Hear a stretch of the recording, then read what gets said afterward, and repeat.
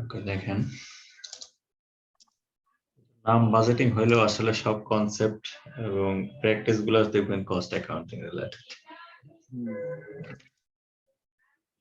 Again, how are companies direct materials budget and direct labor budget related to each other? একটা company direct material budget R direct labor budget related to each other কিভাবে? সেটা হচ্ছে আমাদের অ্যানালাইসিসটা জানা দরকার। They are both calculated based on the number of units to be produced. That means আমরা ভিত্তিটা হচ্ছে কত প্রোডাকশন হবে সেটা, number of units to be produced. So এখানে কনফিউজ করার বিষয় হলো দেখেন they are both calculated based on the number of units to be sold. খুব কাছাকাছি এবং কনফিউজ করার জন্য যথেষ্ট সতর্ক থাকতে হবে, কারণ units produced আর units sold, and units sold 9,000 but আপনি সেম পিরিয়ডে আপনি ইউনিট প্রডিউস করলেন 7,000। আপনি যদি বিগিনিং ইনভেন্টরি থাকে সেক্ষেত্রে আমি 9,000 তো সেল করতেই পারি। অর্থাৎ একটা নির্দিষ্ট পিরিয়ডে আপনি ইউনিট সোল্ড বা তার চেয়ে কম ইউনিট প্রোডাকশন করেও তার চেয়ে বেশি পরিমাণ পণ্য আমরা বেচতে পারি, যেহেতু আমাদের কাছে বিগিনিং ইনভেন্টরি অনেক সময় থাকে। সো এটা কখনোই হবে না, একদম টু দ্য পয়েন্ট ওই পিরিয়ডে যে পরিমাণ আমরা প্রোডাকশন করতেছি সেই নাম্বার অফ ইউনিটস অনুযায়ী আমরা এস্টিমেশনটা করতে হবে। আপনার লেবার কত লাগবে আর এই কত লাগবে, ম্যাটেরিয়ালস কত লাগবে।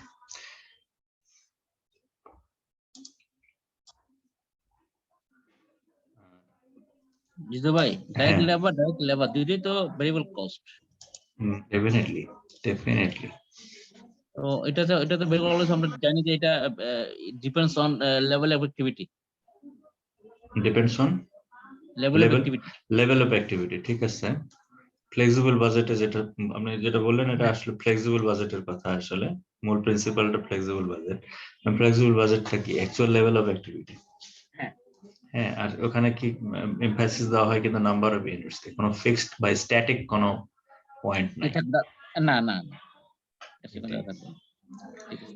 Number of units. আচ্ছা,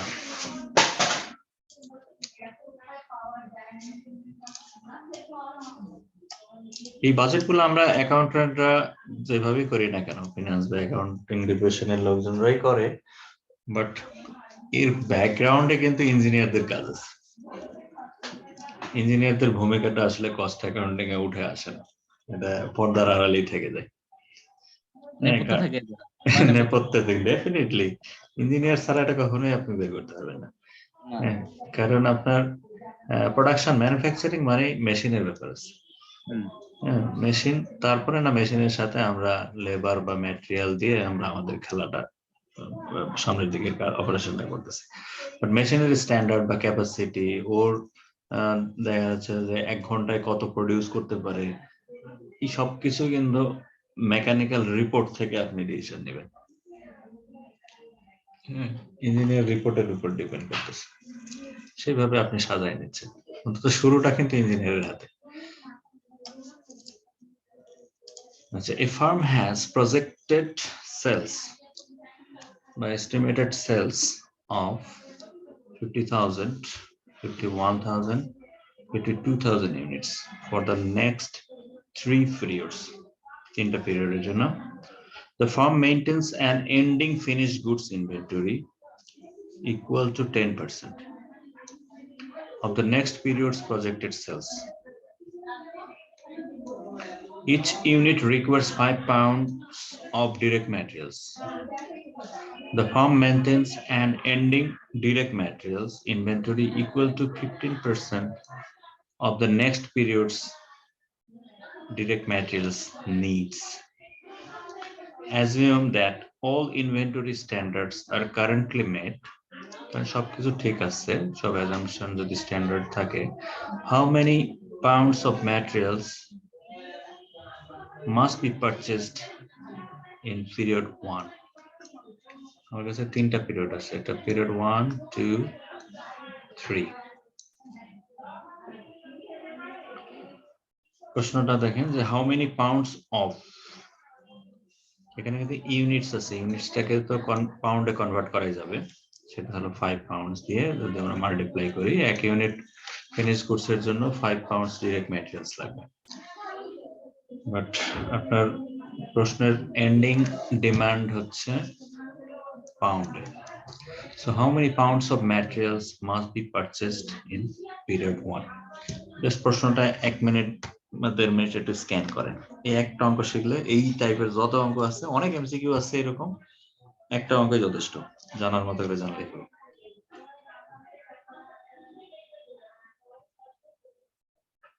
একটু দেখেন।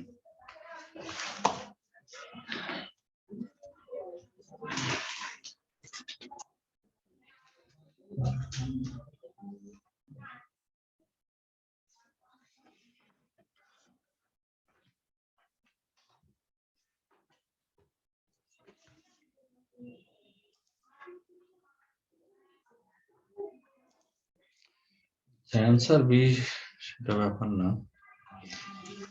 স্যার যেটাই হোক। আচ্ছা অঙ্কটা শুরু করবো কিভাবে বলেন, কেউ একজন নির্দেশনা দেন।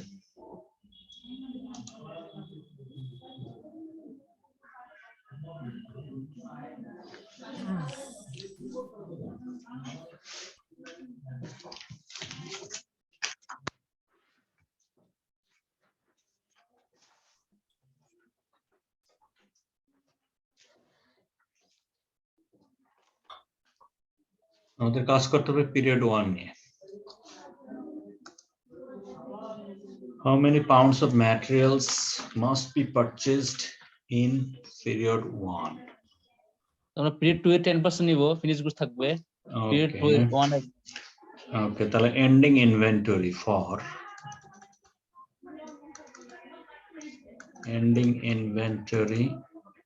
For period 1. Period 1.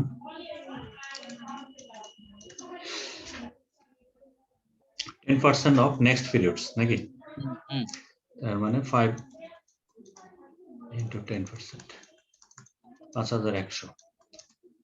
এটা ইউনিটে আছে, এটাকে যদি 5 দিয়ে গুণ দিই, তাহলে আমরা কিছুই জানি না, আমরা জাস্ট ট্রায়াল বেসিস করতে থাকি, আমরা সমাধান এখন দেখব না। 5100 into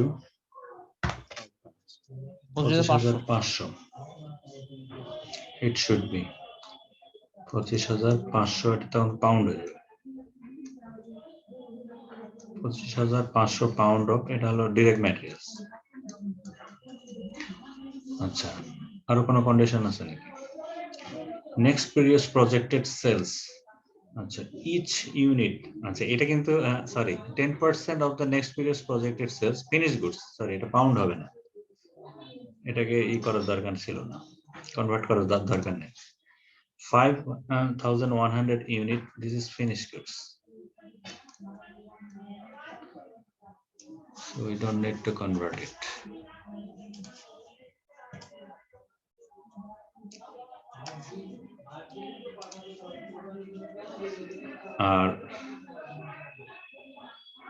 Each unit requires 5 pound.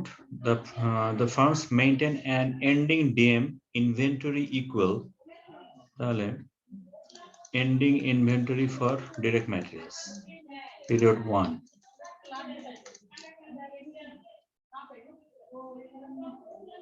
কত হওয়ার কথা এটা?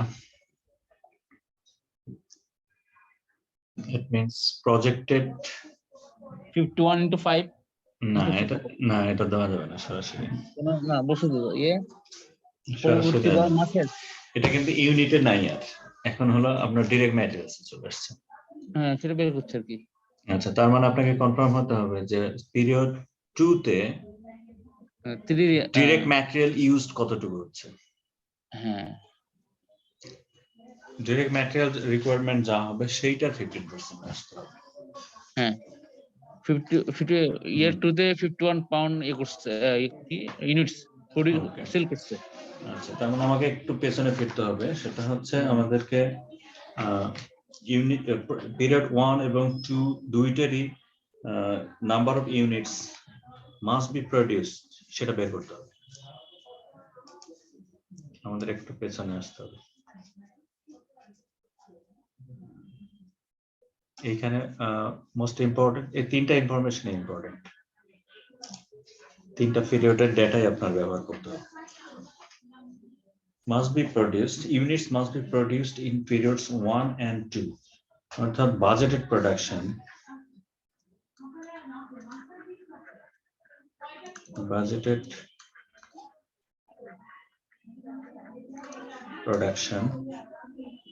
formula যেটা হচ্ছে budgeted production equals to budgeted sales plus ending inventory minus beginning inventory.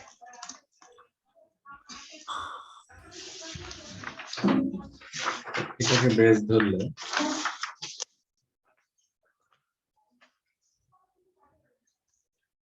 Period 1 এ যেটা আসবে,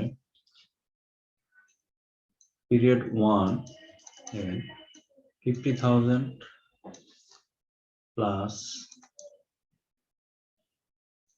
51,000 into 10% minus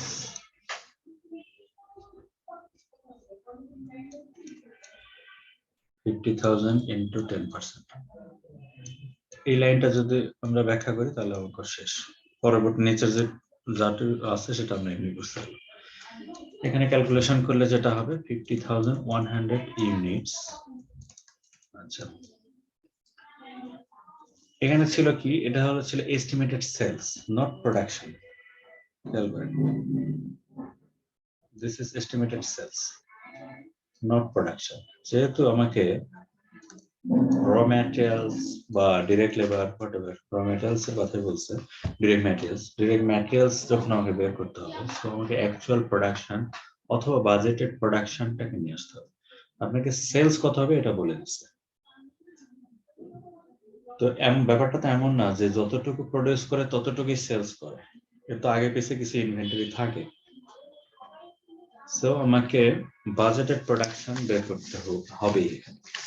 আচ্ছা, এই লাইনটাতে, এই লাইনটা কি, এটা তো প্রোডাকশন, বাজেটেড প্রোডাকশন 50,000 is 50,000। তো এটাকে অ্যাডজাস্ট করতে হলে আপনার ending inventory plus beginning inventory minus করলেন। এই লাইনটা দ্বারা এন্ডিং ইনভেন্টরি কনসেপ্ট ক্লিয়ার কিনা এটাতে, আর এইটা বিগিনিং ইনভেন্টরি, এটা কিভাবে হলো 50,000 এর 10% কেন না হলো? তাই ভাই কোথাও কিন্তু বিগিনিং ইনভেন্টরি কিন্তু কোথাও নাই। না এনবিএনডি বলছি, এন্ডিং ইনভেন্টরি ক্লিয়ার, এটা বোঝা যাচ্ছে যে পরবর্তী নেক্সট পিরিয়ডের 10%। It's okay, okay. How it is, মানে 50,000 এর 10% এটাকে বিগিনিং ইনভেন্টরি বলার কারণটা কি বা কিভাবে এটা লজিক? কারণ হচ্ছে যে আমরা তো এটা মেইনটেইন করছি যে পরবর্তী বছরের যে সেলস সেটা 10% হচ্ছে কি কারেন্ট ইয়ারের এন্ডিং ইনভেন্টরি, ঠিক না? তাহলে আমি যে পূর্ববর্তী বছর পিরিয়ড 1 আছে, পিরিয়ড 1 ও এটা কি সময় আছে, পিরিয়ড 1 বিগিনিং ইনভেন্টরি কিন্তু কোথাও মেনশন করা নাই, বাট আমার লাগবে, আমাকে লাগবে এটা ছাড়া আমি অ্যাডজাস্ট করতে পারবো না। ভাইয়া, হ্যাঁ ভাইয়া একটাতে 10 একটাতে 15 দেওয়া আছে, আপনি দুটোই 10 দিয়েছেন। না না 10ই হবে, এটা 10ই হবে। ও আচ্ছা আচ্ছা, জি। আপনি ইউনিটের সাথে সরাসরি র ম্যাটেরিয়ালস মিলাইতে পারবেন। ইউনিটস ইন ফিনিশ গুডস আর র ম্যাটেরিয়ালস তো র ম্যাটেরিয়ালস, ওর জন্ম আরো আগে। ওটা পরে, ওটার অ্যাডজাস্টমেন্ট আমরা পরে করব। হোমোজেনাস না হলে তো আপনি সমীকরণ বা ই করতে পারবেন না, ইকুয়েশন ফেলতে পারবেন না। 50,000 এগুলো সবই ইউনিটস অফ ফিনিশ গুডস। এটার নেচারটা হলো ফিনিশ গুডস, র মেটেরিয়ালস এর পরে যাব। আচ্ছা, এটা যেটা আপনি সলিউশন দেখলে অঙ্কটা বুঝতে পারতেন, বাট ফার্স্ট যে কনফিউশনটা হবে আমি সেই জায়গাটাতে আমি ক্লিয়ার করার চেষ্টা করতেছি। একটু চেষ্টা করি আমরা সবাই। হ্যাঁ, সেটাই, মানে আমারই ডিফিকাল্ট কোনো অঙ্ক না। এই জায়গাটা কি হবে, যেহেতু কোথাও বিগিনিং ইনভেন্টরি নির্দেশনাই নাই, বাট এটা কনফার্ম যেহেতু একটা সিরিজ অফ আছে, পিরিয়ডস আছে এবং সিরিজ অফ এন্ডিং ইনভেন্টরি আছে। যে একটা কন্টিনিউয়াস একটা ধারা, এক্স্যাক্টলি কন্টিনিউয়াস একটা process, that means beginning inventory latent অবস্থায় আছে, থাকতেই হবে। হ্যাঁ হ্যাঁ, সেটা বের করতে হবে। আচ্ছা, তাহলে আমরা ধরে নিচ্ছি পূর্ববর্তী বছরে এন্ডিং ইনভেন্টরি হচ্ছে এই বছরের সেলস এর 10%, এটাই বিগিনিং ইনভেন্টরি। হ্যাঁ, কিন্তু এটা নিচে কিন্তু 50,000 এর, খেয়াল করেন, এটা হচ্ছে 51,000। 51,000 তে আমি বুঝতেছি সেকেন্ড পিরিয়ডের 10%, এটা তো নির্দেশনা দেওয়াই আছে। দ্যাটস ওয়াই এটা তো হচ্ছে ending inventory, but beginning inventory কিভাবে, পিরিয়ড 1 এর 10% কিভাবে বিগিনিং ইনভেন্টরি হলো, এটা আমার প্রশ্ন ছিল। এই 50,000 তো হলো পিরিয়ড 1 এর ইউনিট, পিরিয়ড 1 এর ইউনিট হচ্ছে 50,000, এটা 10%। অর্থাৎ এর আগে একটা মাস কল্পনা করেন, মানে ইয়ার জিরো আর কি, 0 মান্থ, বা ধরেন আমরা জানুয়ারি নিয়ে কাজ করি, ধরেন জানুয়ারি, ফেব্রুয়ারি, মার্চ, এপ্রিল। ফেব্রুয়ারিতে আপনার 50,000 ইউনিট বলছে, যেটাকে এখানে পিরিয়ড 1 আছে, ধরেন এখানে ছিল 51, এখানে ছিল 52, নিশ্চয়ই এখানে কিছু একটা ছিল, ধরেন এটা 49,000 ছিল। This is not important, but সূত্র অনুযায়ী বা কোম্পানির পলিসি অনুযায়ী এর জন্য তো একটা এন্ডিং ইনভেন্টরি দরকার ছিল না? আমি যখন জানুয়ারি মাসে কাজ করতে গেছি তখন নিশ্চয়ই ফেব্রুয়ারি মাসের উপর ভিত্তি করে আমার একটা এন্ডিং ইনভেন্টরি দরকার ছিল। সেলস আমরা 10% ওই জানুয়ারি এন্ডিং ইনভেন্টরি, এক্স্যাক্টলি। তাহলে এটা যদি 10% এন্ডিং ইনভেন্টরি কনসিডার করা হয় তার পূর্ববর্তী মাসের জন্য, প্রিভিয়াস মান্থের জন্য, তো দিস একটা পিরিয়ডের এন্ডিং ইনভেন্টরি আরেকটা পিরিয়ডের জন্য কি opening inventory. That's it, simple. এই জন্য এখানে 50,000 এর 10% নেওয়া আসা হয়েছে। এই অঙ্কের মূল টুইস্টটা এই জায়গাতে, অন্য কিছু নাই, ভেরি ইজি ইকুয়েশন। সূক্ষ্মভাবে চিন্তা করলে এটা কখনো সম্ভব না। এক্স্যাক্টলি, মানে আবার মুখস্থ করেও সম্ভব না যে এটা কোথা থেকে মুখস্থ না, বুঝতে হবে জিনিসটা। এক্স্যাক্টলি, বাট এই ব্যাপারগুলো ধরেন আমরা সবাই কম বেশি জানি, ওই টুইস্টটা বের করে আনতে হবে, দ্যাটস অল, ধাঁধাটা শেষ। সো এখানে যেটা পাওয়া গেল সেটা হচ্ছে আপনার বাজেটেড প্রোডাকশন। আর এটা যদি পাস্ট টেন্সের ঘটনা হয়তো আমরা এটা যেটা কস্ট অ্যাকাউন্টিং এ দেখা হয় অ্যাপ্লাইড। সো এইভাবে দেখলাম যে আমার একটা ফিগার আসলো 50,100 ইউনিটস। এটা কি? This units are produced or to be produced, তাই কিনা? যেহেতু বাজেটেড পার্ট 1 পিরিয়ড 1 এ বা ফার্স্ট ইয়ার বাজেটই হোক, হ্যাঁ, বাট তার সেলস টার্গেট কত? 50,000 কিন্তু 50,000, হ্যাঁ, বাট আপনাকে প্রোডাকশন করতে হচ্ছে 50,100 বিকজ অফ আপনার আগে পিছিয়ে ইনভেন্টরি আছে, এন্ডিং ইনভেন্টরি বা বিগিনিং ইনভেন্টরির জন্য এটা হতে পারে। ওকে, সিমিলারলি আমাকে বের করতে হবে, পিরিয়ড 2 এর প্রোডাকশন ইউনিটটাও আমাকে বের করে আনতে হবে। তারপরে যা হবে সেখান থেকে আমরা র ম্যাটেরিয়ালস বের করতে পারবো। আচ্ছা, পিরিয়ড 2 তে তাহলে কি হচ্ছে একটু দেখি। পিরিয়ড 2 একইভাবে চিন্তা করেন, পিরিয়ড 2 টার্গেটেড বাজেটেড সেলস হলো 51,000, budgeted sales, not budgeted production. Budgeted sales 51,000, তাহলে ওর 10% হবে কত? 52 পরের ইটি নেবে, next one 52,000 into 10% minus beginning inventory. Beginning inventory কি হবে তাহলে এখানে? 5,200। সরি প্রায় 5100 5100 into 10%, তাহলে কত আসে এটা ক্যালকুলেট করলে সম্ভবত আসবে 51100 ইউনিটস। ইউনিটস, আচ্ছা আমরা ইউনিট পেয়ে গেছি। Then find DMs needed for both periods. আচ্ছা তাহলে এখান থেকে আমরা ম্যাটেরিয়াল দিয়ে যদি গুণ দিই, ম্যাটেরিয়ালের কোয়ান্টিটিটা পাবো না?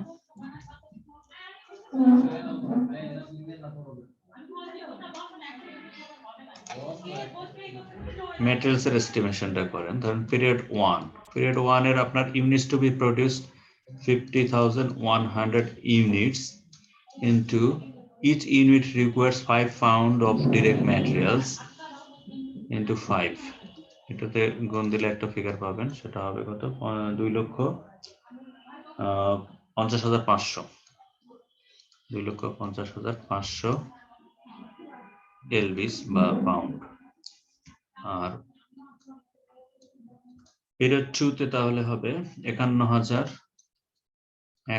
into 5 এলবিস, তাহলে হবে 2,55,500 এলবি।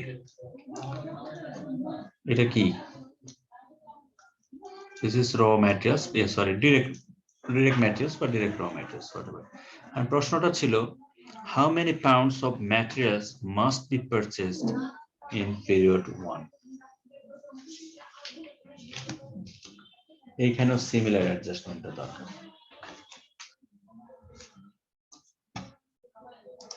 এখানে একটা ইকুয়েশন আছে,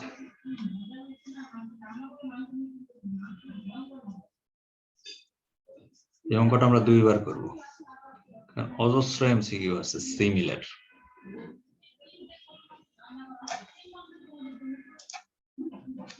আচ্ছা এখন আমরা এইখানে ফোকাস করব।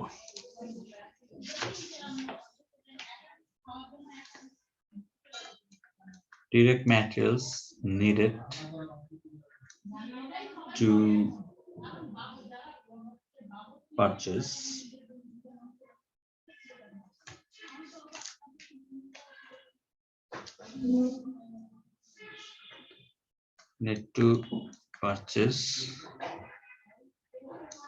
period 1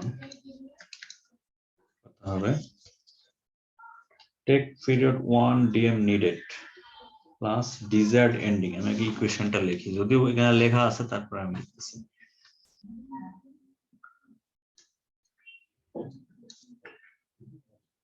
take period 1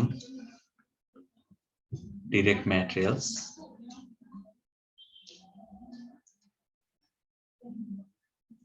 needed বা required plus desired ending বা প্ল্যান্ট, আমাদের যে এন্ডিং ইনভেন্টরি রাখার যে প্ল্যানটা আছে বা পলিসি আছে সেই অনুযায়ী যে এটা হবে সেটা হচ্ছে desired ending inventory of direct materials minus desired beginning inventory of direct materials।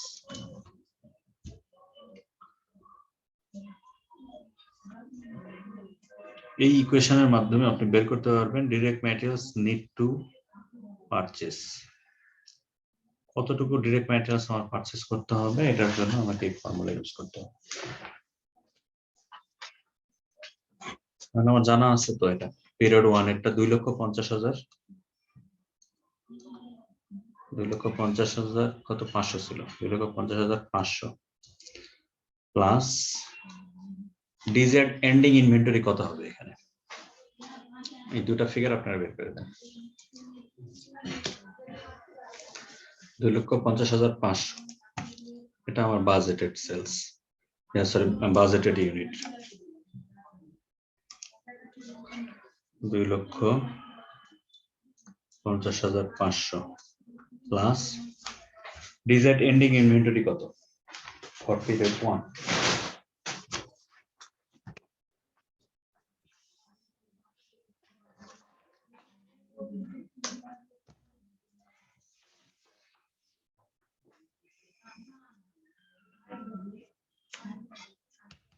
%, of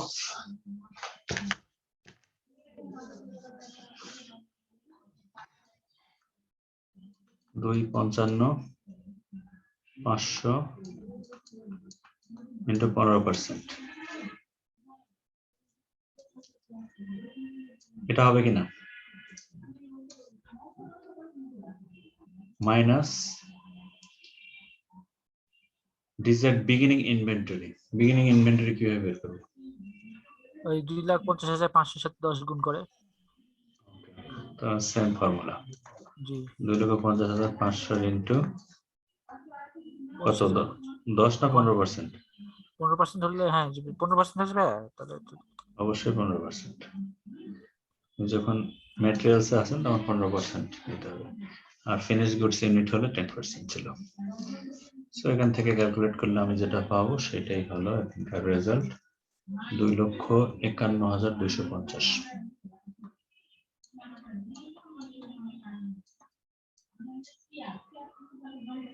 এটা কি ইউনিট না পাউন্ড? পাউন্ডস।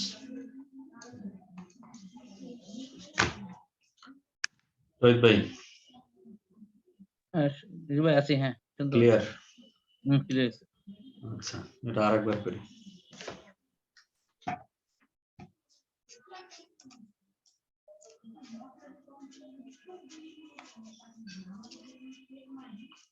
এই ধরনের বাজেটিং এর ম্যাথ যত আছে কোথাও পাবেন ডাইরেক্ট ম্যাটেরিয়ালস, কোথাও মানে ইউনিটস, এই অ্যাডজাস্টমেন্ট ছাড়া কিছুই নেই।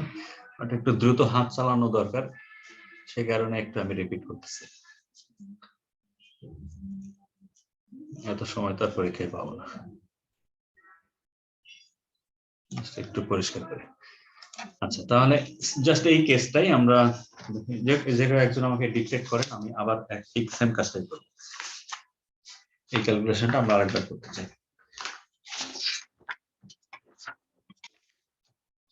ফাস্ট হওয়ার জন্য আর কি। আমাদের প্রথম কাজ হলো প্রজেক্টেড সেলস 1 2 3 তিনটা পিরিয়ড। ভালো কথা, কোম্পানি পলিসি হচ্ছে 10% ইনভেন্টরি মেনটেন করবে, 10% on the next period.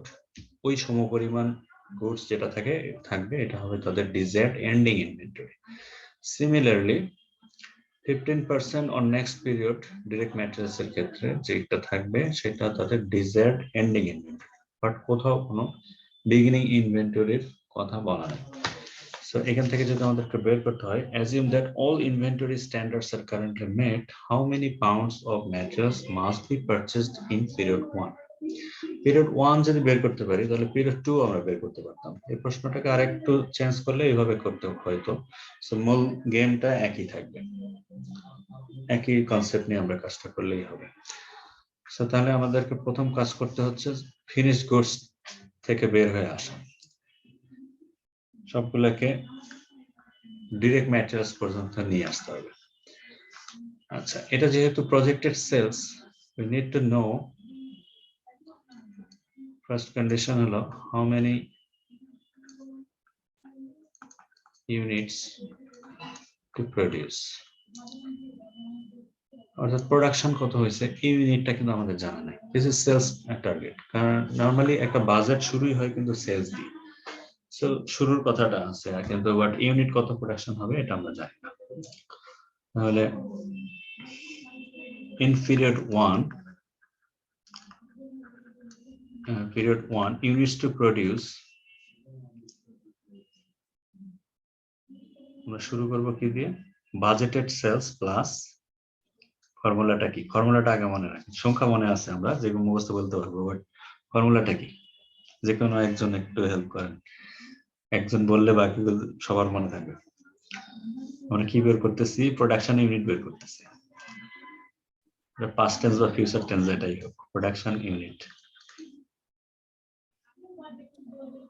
First হচ্ছে এক্সপেক্টেড সেলস বা এক্সপেক্টেড বা বাজেটেড সেলস, একই কথা, ঠিক আছে। Budgeted sales plus desired Plus, ending inventory আমরা সংক্ষেপে বলি এন্ডিং ইনভেন্টরি ইআই লিখলাম minus minus beginning inventory. Beginning inventory. আচ্ছা, খুব ভালো করে খেয়াল করি। তার মানে বাজেটেড সেলস হলো এটা। আমরা কি বের করতেছি? Production unit. হ্যাঁ, বা ডেফিনেটলি বাজেটেড ইউনিটস, মানে কত প্রোডাকশন করতে হবে এটা কিন্তু আমাদের জানা নাই। হ্যাঁ, আপনার কোম্পানির টপ ম্যানেজমেন্ট আপনাকে এই লিস্টে ছেড়ে দিচ্ছে, মনে করেন 50,000, 51,000, 52,000। বাট এখন মিড লেভেলে কাজ হলো যে আমাদের আসলে ফ্যাক্টরিকে নির্দেশনা কত পাঠাবো, কত ইউনিটস প্রডিউস করতে হবে, এই কাজটাও যদি আমাকে করতে হয় তাহলে আমাকে সেম এই ফর্মুলাতে আসতে হবে। আপনাকে হয়তো ডিরেক্ট ম্যাটেরিয়ালস পর্যন্ত নাও আসতে পারে, এই অঙ্কটাকে আরো ছোট করলেও করতে পারে, সেক্ষেত্রে হয়তো আমরা অর্ধেক কাজ করলে রেজাল্ট পেয়ে যাবো। এই কারণে আমাদের এই ফর্মুলাটা জানা দরকার, budgeted sales plus ending inventory minus beginning inventory. তো for in case of period 1 budgeted sales যেহেতু 50,000 plus ending inventory হবে according to the policy next period at 10%, that means 51,000 at 10% minus beginning inventory, that means 8 এর উপরে।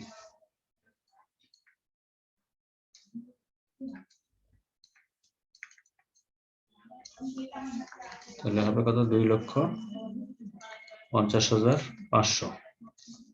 This is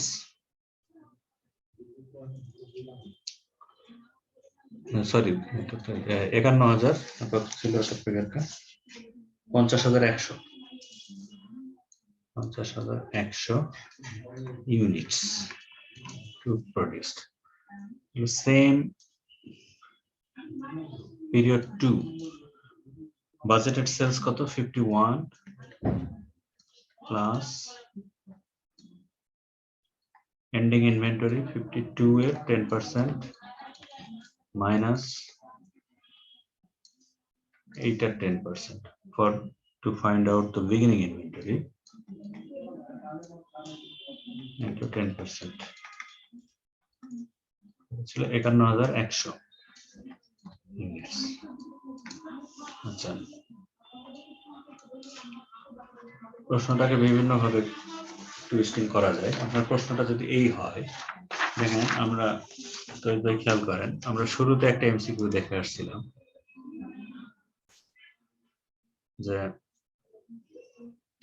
how are the company's direct materials budget and direct labor budget related to each other? That means এখানে সরাসরি বলে দিচ্ছে যে units to be produced। হ্যাঁ, so আপনার বাজেটটা এরকমও হতে পারতো যে পিরিয়ড 1 এ তার ডিরেক্ট ম্যাটেরিয়ালস কত লাগবে, প্রশ্নটা এরকম হতে পারতো। তাহলে আমরা কিন্তু উপরের এইটুকু ক্যালকুলেশন করে বের করে দিতে পারতাম, 5 দিয়ে গুণ দিলে হবে।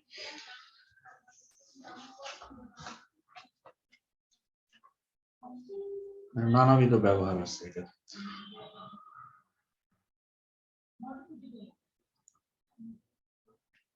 আচ্ছা, আমাদের কাজটা ছিল শুধুমাত্র পিরিয়ড 1 এর ডিরেক্ট ম্যাটেরিয়ালস কত এটুকু বের করা। direct materials requirement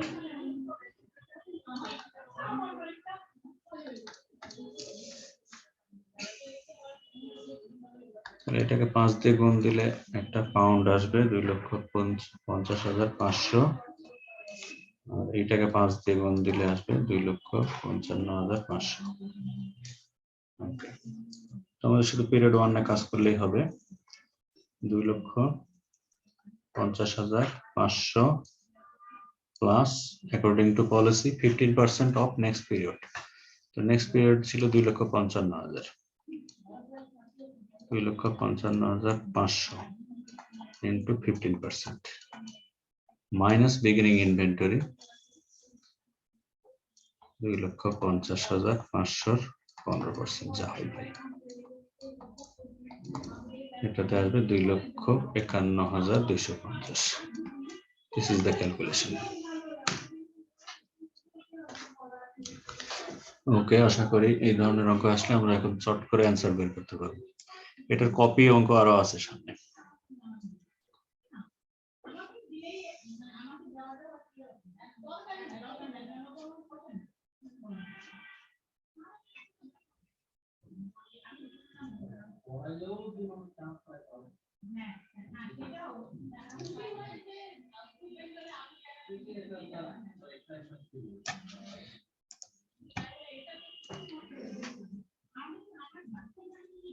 আচ্ছা, এটা কনসেপচুয়াল। দেখেন, all of the following statements concerning a direct materials purchase budget are correct except সবগুলোই ট্রু আছে, একটা ফলস স্টেটমেন্ট আছে। ফলস স্টেটমেন্টটা কোনটা বা কেন? all of the following statements concerning a direct materials purchase budget, direct materials purchase budget সম্পর্কিত সবগুলো true statement আছে একটা ছাড়া। তো যেটা ফলস সেটা আগে দেখি। This is the false statement. দেখেন, as beginning direct materials inventory increases, ভালো করে খেয়াল করেন, as beginning direct materials inventory increases, the amount of materials to purchase increases. এই অ্যাজাম্পশনটা যে ফলস, কিভাবে ফলস?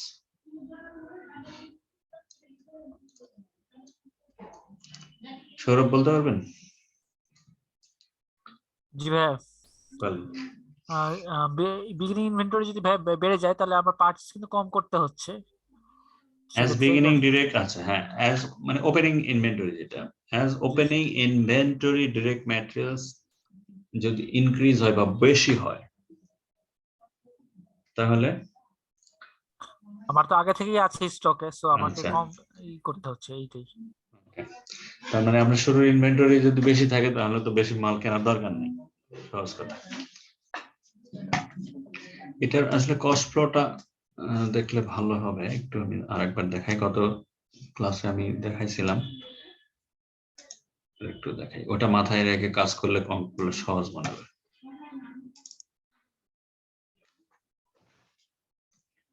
জব অর্ডার কস্টিং এ যেটা করা হয় নরমালি, সেটা হলো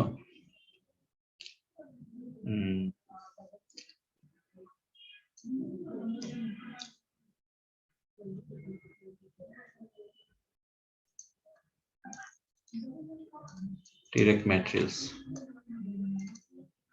materials purchased,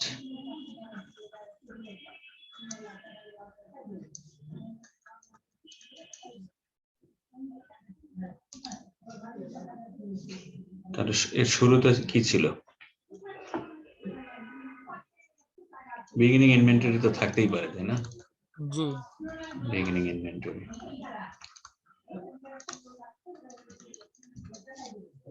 এটা সাথে হলো at direct materials purchased, দুটো মিলে কি হয়? direct materials, কস্ট অ্যাকাউন্টিং এর ভাষায় যেটা বলে সেটাকে বলে direct materials available for sales. no for use। ও আচ্ছা, আরো ফাইন টিউনিং করলে যেটা হয়, রিটার্ন থাকতে পারে না? That is not important. In some cases আপনার রিটার্নটাকে অ্যাডজাস্ট করা হয় যদি থাকে, যদি ইনফরমেশন সাপোর্ট করে। দ্যাট মিন্স আপনার বিগিনিং ইনভেন্টরিটা হলো মূল কথা, যদি থাকে, থাকতেই পারে। বিগিনিং ইনভেন্টরি প্লাস পারচেজ করলেন, তাহলে হবে direct materials available for use.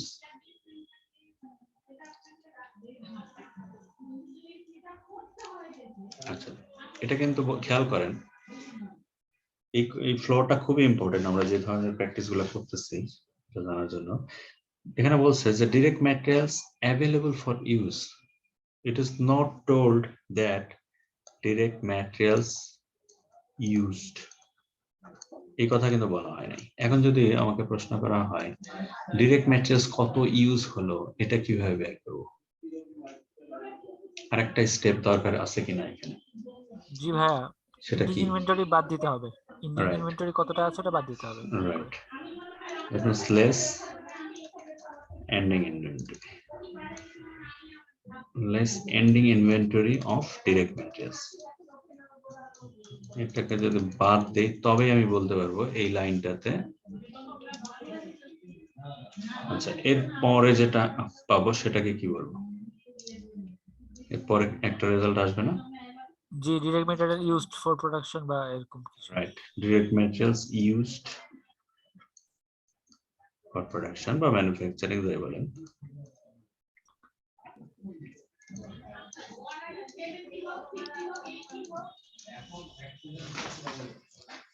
এটা হলো ম্যাটেরিয়াল রিলেটেড ফ্লো, এটাই বাজেট। তো before going to the factory বা ফ্যাক্টরি রান করার আগে নিশ্চয়ই আপনাকে এই ধরনের ফ্লো তৈরি করতে হচ্ছে, মানে যে দিস ইজ কল্ড বাজেটিং। এভাবে আমরা বাজেটটা করি, তারপরে আমরা অ্যাপ্লাই করে দিই। অ্যাপ্লাই করার পরে আমরা দেখে আবার ভ্যারিয়েন্স অ্যানালাইসিস করে দেখি যে এটা কতটুকু ঠিক ছিল, এটা পরের বিষয়। ডিরেক্ট ম্যাটেরিয়ালস নিয়ে যদি আমরা কাজ করি, ঠিক আপনাকে এইভাবে সামনে অগ্রসর হতে হচ্ছে। বাট আমরা যে অঙ্কগুলো করতেছি বা যে মেইনসিকিউ গুলো আসতেছে সেগুলো আসলে কিন্তু অ্যাডজাস্টমেন্ট, মানে দুইটা ইনফরমেশন আছে একটা নাই, মিসিং ইনফরমেশন, ওগুলোকে আমরা যোগ বা বিয়োগ করে বের করতেছি। মেইন ইকুয়েশন কিন্তু এইটার মধ্যে লুকিয়ে আছে, এই ফ্লোটাই। আর একটু সামনে যাই, আমি একেবারে কস্ট অফ গুডস সোল্ড পর্যন্ত ঠেকাই দেবো। Direct materials used for production. আচ্ছা, এরপরে তো ডিরেক্ট লেবার আসবে, তাই না? ডিরেক্ট লেবার, ডিরেক্ট লেবারের কি বিগিনিং আর এন্ডিং আছে? না ভাইয়া, থাকা সম্ভব না। সো ডিরেক্ট লেবার ডিরেক্ট যোগ করে দেবেন। এই জায়গাটাকে কি বলে? এই দুটাকে ডিরেক্ট ম্যাটেরিয়ালস আমরা পেয়ে গেছি, ডিরেক্ট ম্যাটেরিয়াল ইউজড বললাম plus direct labour. So variable costing. এই স্টেপটাকে কি বলবেন? এটার নাম হলো প্রাইম কস্ট।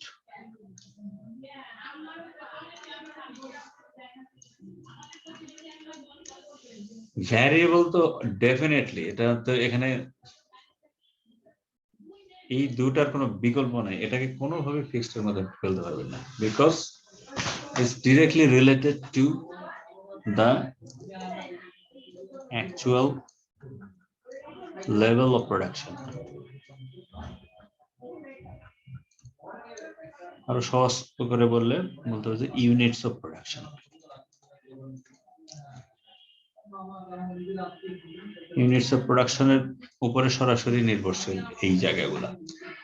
হ্যাঁ, আপনি 10টা বানাইলে এক ধরনের 10 কেজি ম্যাটেরিয়ালস লাগতে পারে, 100টা বানাইলে 100 কেজি ম্যাটেরিয়ালস লাগতে পারে। লেবারের ক্ষেত্রেও তাই, আপনার বেশি শ্রম ঘন্টা লাগবে, কম করলে কম লাগবে। So it's very much variable cost. So prime cost is variable নিঃসন্দেহে। এর পরে যেটা থাকে সেটা হযবরল দুনিয়ার সবকিছু, মানে এই দুইটা বাদে যা থাকে দুনিয়ার সবকিছু হলো factory overhead cost or manufacturing overhead cost, যেটাকে বলা হয় not easily traceable, সহজে এটাকে ট্রেস করা মুশকিল। So this is called overhead, সবকিছু আছে। এই হলে যেটা হয়, এই স্টেজটাকে আমরা বলি manufacturing cost. Manufacturing cost, manufacturing cost এই লেভেলটাই আসলে কিন্তু work in process level basically. But এখানে আর একটু অ্যাডজাস্টমেন্ট লাগবে, একটু অ্যাডজাস্টমেন্ট দরকার। আমি একটু মুছে দিই।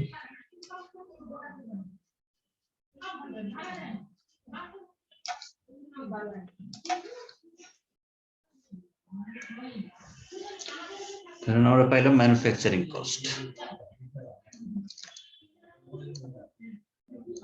ম্যানুফ্যাকচারিং কস্ট এক্সট্রা কিছু পেয়ে গেছি। এরপরে যেটা হয়, এখানে কি অ্যাডজাস্টমেন্ট হয়? কোন দুটা জিনিস অ্যাডজাস্টমেন্ট করবেন? সৌরভের জানা আছে? হ্যাঁ, জি ভাইয়া, ভেরিয়েবল ওভারহেড আর হচ্ছে ফিক্সড ওভারহেড। না না, আমরা তো অলরেডি ওয়ার্ক ইন প্রসেস লেভেলে চলে গেছি। এইখানে যেটা অ্যাডজাস্ট করবেন সেটা হলো at beginning inventory of work in process.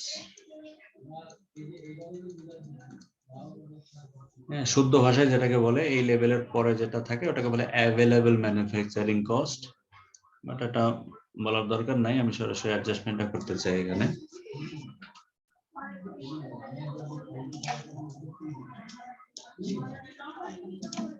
At beginning inventory of work in process, raw materials এই পর্যন্ত ছিলেন আপনি, এর ভিতরে কিন্তু র ম্যাটেরিয়ালস নিয়ে আপনি কাজ করছেন।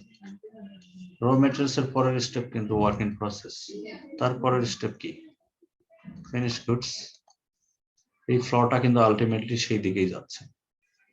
সো র ম্যাটেরিয়ালস এর কাজ যখন আপনার শেষ হয়ে গেছে, ম্যানুফ্যাকচারিং মানে already process going on, so এটা হলো work in process stage less ending inventory of work in process যাই থাক, এই জায়গাটাকে কি বলবেন,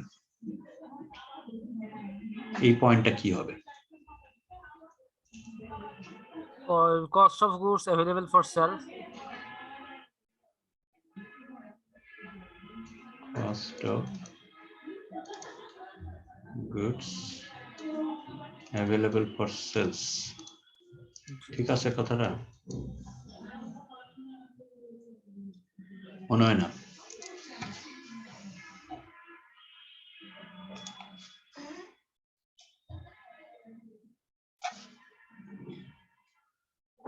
এটাকে যদি আমি সরাসরি ফিনিশ গুডস বলি সমস্যা আছে না? এই স্টেজটাকে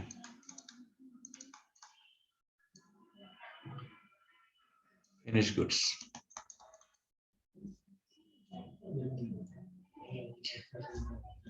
আচ্ছা, ফিনিশ গুডস এর তো বিগিনিং আর এন্ডিং আছে তাই না? বিগিনিং ইনভেন্টরি থাকতে পারে না?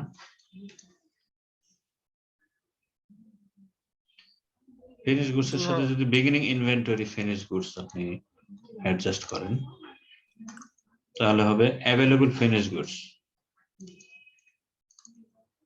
অ্যাভেলেবল ফিনিশ গুডস, এখান থেকে যদি আমি এন্ডিং ইনভেন্টরি ফিনিশ গুডসটা বাদ দিই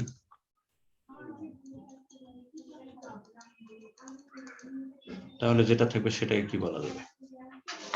cost of goods sold, COGS। এটাই তো হওয়ার কথা নাকি?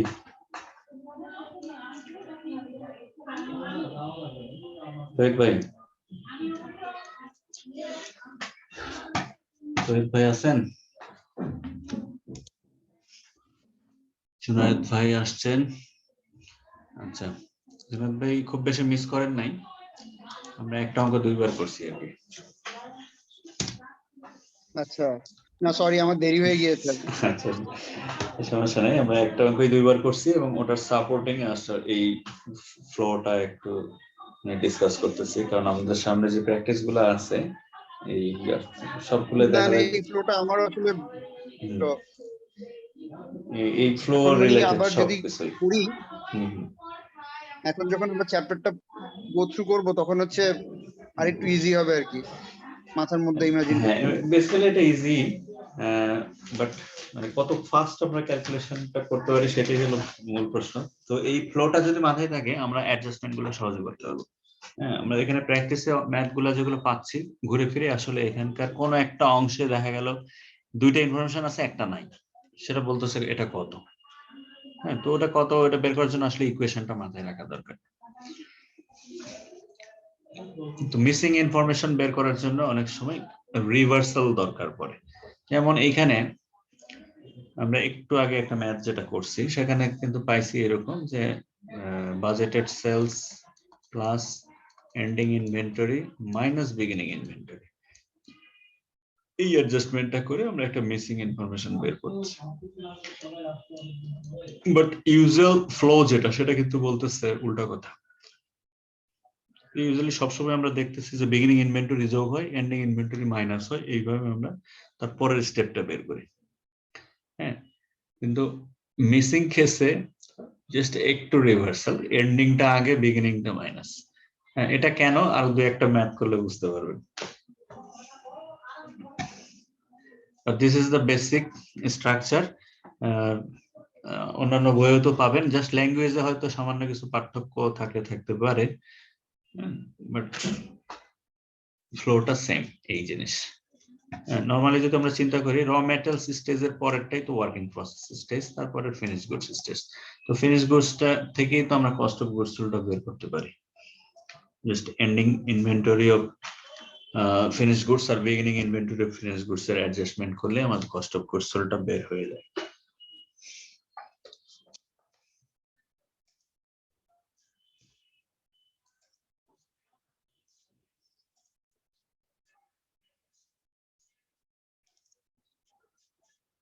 ওকে, আমরা এই এমসিকিউ তে ছিলাম, একবার দেখতে পারেন। সেটা হচ্ছে all of the following statements concerning a direct materials purchase budget are correct except, এখানে আসলে ফলস স্টেটমেন্টটা কোনটা সেটা বের করতে বলছিল। ফলস স্টেটমেন্ট আমরা দেখছি সি 3 নাম্বারটা,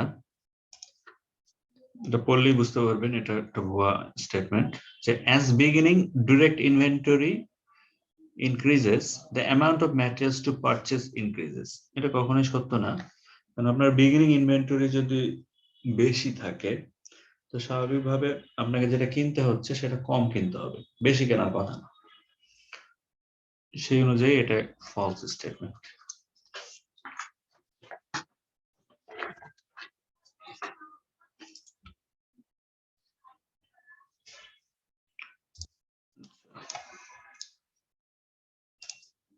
What is the relationship between the manufacturing overhead budget and the production budget? খুবই ইম্পর্টেন্ট প্রশ্ন, পরীক্ষার জন্য, জানার জন্য, সবকিছুর জন্য।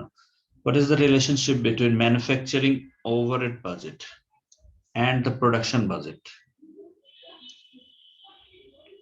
একটা সহজ ব্যাখ্যা কে দিতে পারে? এখানে দেখেন যদি উত্তর দেওয়া আছে, কিন্তু নিজের মতো করে একটা অ্যান্সার যদি কেউ দিতেন খুব খুশি হতাম আর কি।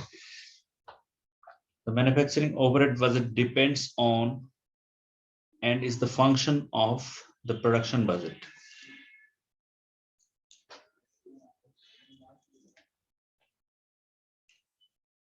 এটার একটা সমার্থক একটা বাক্য শুনতে চাই।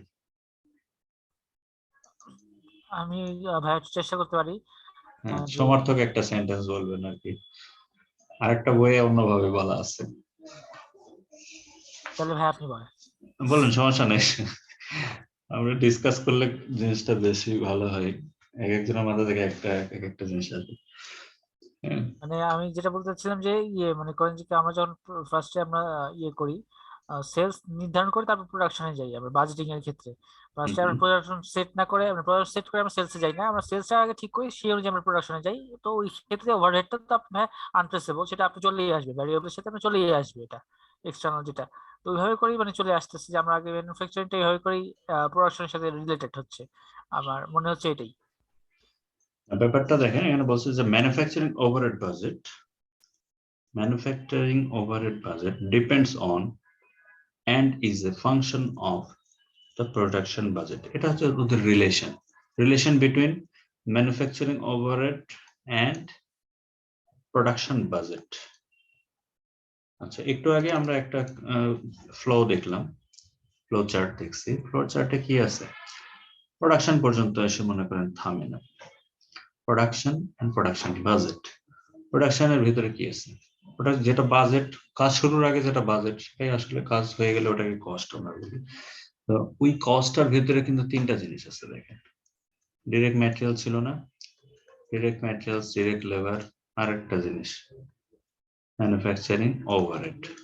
এই তিনে মিলে হয় প্রোডাকশন। তার মানে ম্যানুফ্যাকচারিং ওভারহেডের স্ট্যাটাস কিন্তু খুব বেশি কিছু না। This is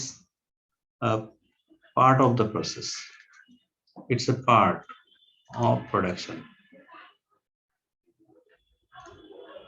It's a part of the production process. or budget, budget বলেন budget, এই কথা একই জিনিস। এদের মধ্যে সম্পর্কটা হলো এই যে প্রোডাকশনের একটা অংশ হলো ম্যানুফ্যাকচারিং ওভারহেড, সিম্পল একটা এলিমেন্ট। এই কারণে বলছে যে manufacturing overhead budget depends on, production budget যা করবেন সেই অনুযায়ী আপনার ম্যানুফ্যাকচারিং ওভারহেডের বাজেট নির্ধারিত হবে।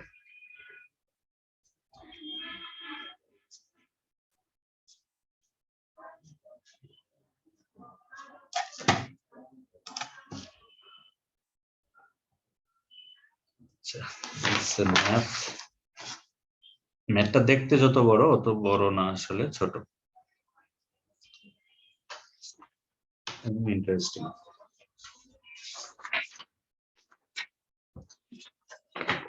Cross company is in the process of developing its operating budget for the coming year. Given below are selected data regarding the company's two products. একটা হচ্ছে laminated butter আর একটা হচ্ছে forged, এই দুইটা ক্যাটাগরি। আচ্ছা, এত বড় উচ্চারণ করার দরকার নেই, ধরেন এটা প্রোডাক্ট এ আর প্রোডাক্ট বি, laminated। ওকে, তো এখানে কিছু চিত্র আছে, যেমন র ম্যাটেরিয়ালস, দুই ধরনের র ম্যাটেরিয়ালস লাগে, স্টিল লাগে, কপার লাগে। প্রোডাক্ট এ এর জন্য লাগে 2 pounds at the rate of $5, প্রতি পাউন্ডের দাম $5, যাবতীয় ব্যাখ্যা দেওয়া আছে। প্রোডাক্ট বি এর জন্য লাগে 1 পাউন্ড, প্রতি পাউন্ডের দাম $5। ওকে, ডিরেক্ট লেবার লাগে এখানে 1/4 hours, that means 0.25 হলে ভালো হয়, 0.25 hour, প্রতি ঘন্টার শ্রমের মূল্য আসলে $20। আর এখানে এক ইউনিটের জন্য লাগে 1 ঘন্টা, প্রতি ঘন্টার দাম হলো $22। Expected sales 8200 units, expected sales 2000 units, selling price per unit 3080। okay, ending inventory target বা এটাকে বলে desired, যেহেতু আমরা বাজেটিং এর মধ্যে আছি, desired এটার আরেকটা নাম হলো desired, that means desired ending inventory ওরা চায় যে 100টা ইউনিট রাখবে, এইখানের জন্য 60 ইউনিট রাখলেই হবে। beginning inventory 300 units, beginning inventory 60 units, beginning inventory cost এই দুইটা। beginning inventory এই 300 units এর ভ্যালুটা এখানে ডিসক্লোজ করা আছে। এখানে মোটামুটি সব ইনফরমেশন ইম্পর্টেন্ট। কেসটা কোন দিকে যাচ্ছে দেখি, যে manufacturing overhead is applied, manufacturing overhead is applied to units produced on the basis of direct labor hours। এটাতে বিস্তর আলাপ আলোচনার দরকার আছে, তো শেয়ারিং করব। variable manufacturing overhead is projected, variable manufacturing overhead is projected to be 25,000 and fixed manufacturing overhead is expected to be 15,000।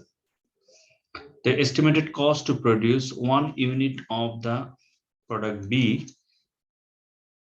is কত, অর্থাৎ estimated cost to produce product B এর একটা ইউনিট প্রডিউস করতে কত টাকা খরচ হবে, এই ইনফরমেশন থেকে আমরা কিভাবে বের করতে পারি। আচ্ছা, তার আগে জুনায়েদ ভাইকে দিয়ে শুরু করি। জুনায়েদ ভাই বলেন যে এখানে আসলে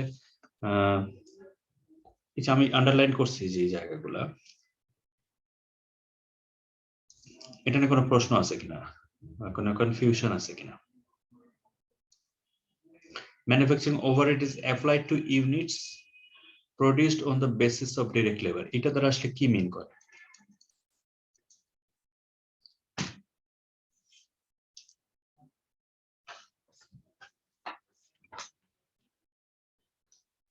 মানে আপনার তো ইউনিট প্রাইস দিয়ে দিছে 1/4 বা 1 আওয়ারে, সো ওইভাবে নিতে হবে যে ওভারহেড হচ্ছে আমার যতটুকু লেবার কস্ট ওই হিসাবে যে পার আওয়ার যদি ধরেন যেমন ল্যামিনেটের জন্য 22 ঘন্টা হয়, তাহলে সেইভাবে আর কি ঘন্টার এগেইনস্টে মাল্টিপ্লাই করে টোটালটা বের করতে হবে। দ্যাট মিন্স এখানে একটা বেস ধরা মানে আছে। আমার ওইটাই বুঝি। না ঠিক আছে, জি। আপনার মানে একাডেমিক অ্যান্সার দরকার নাই, জাস্ট সাদামাটা ভাবে আমরা যেটা বুঝলাম যে ম্যানুফ্যাকচারিং ওভারহেড যদি আমি বের করতে যাই, এখানে একটা বেস দেওয়া আছে, সেই বেসটা হলো ডিরেক্ট লেবার। আচ্ছা, এটার পেছনে যেটা একাডেমিক ব্যাখ্যাটা সেটা আমি বলতে চাই, সেটা হচ্ছে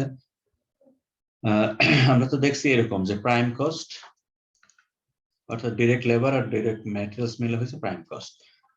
it is very much variable, এটা নিয়ে কোনো প্রশ্ন নেই। প্রাইম কস্টটা এরকম, এরপরে হচ্ছে ম্যানুফ্যাকচারিং ওভারহেড। ম্যানুফ্যাকচারিং ওভারহেড দুই রকমই হতে পারে, variable manufacturing overhead, fixed manufacturing overhead.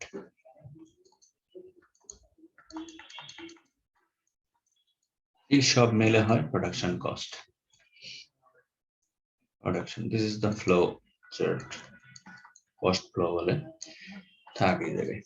এখন কথা হলো এই যে ভ্যারিয়েবলের যে বিষয়টা, আপনি প্রাইম কস্টের ডিরেক্ট লেবার এবং ডিরেক্ট ম্যাটেরিয়ালসটাকে ইজিলি সেগ্রিগেট করতে পারবেন।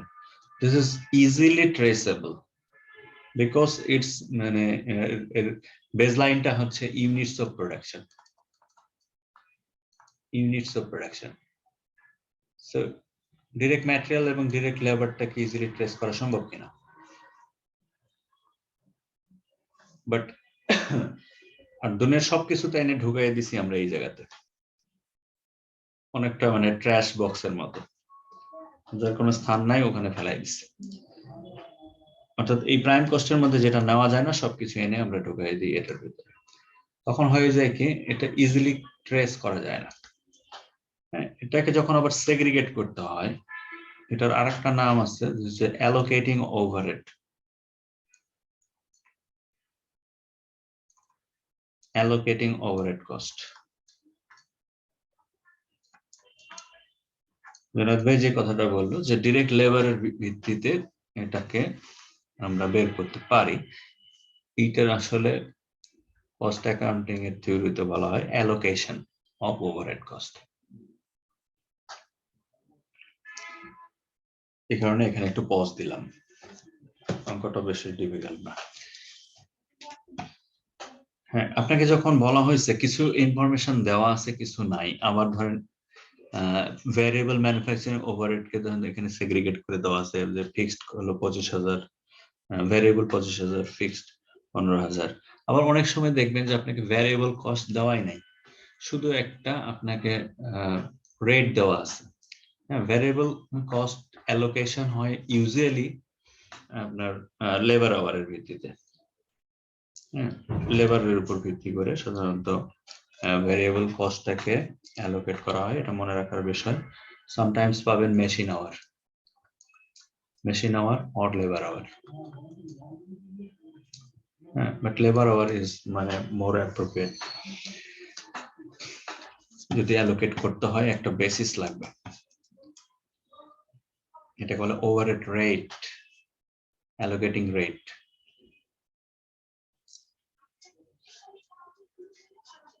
আচ্ছা, এখন আমরা মূল প্রশ্নে চলে যাই। সো এক ইউনিট প্রডিউস করতে কত টাকা খরচ হবে কিভাবে বের করবো from the given information?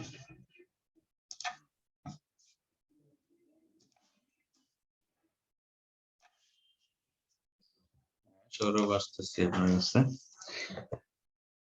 Product B বা ল্যামিনেটেড এই প্রোডাক্টটার estimated cost to produce 1 unit.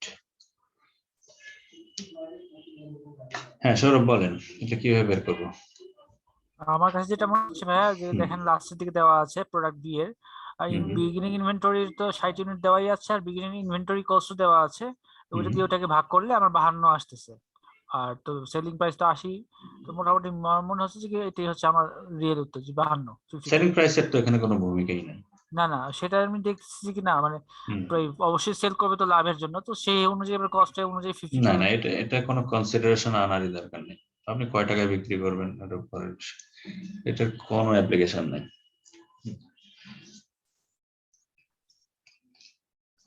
তখন বিগিনিং ইনভেন্টরি কে কস্ট দিয়ে আর কি, মানে কস্টটাকে বিগিনিং ইনভেন্টরিতে ভাগ দিচ্ছি ইউনিটটা, তো তাহলে আমার 52 আসছে।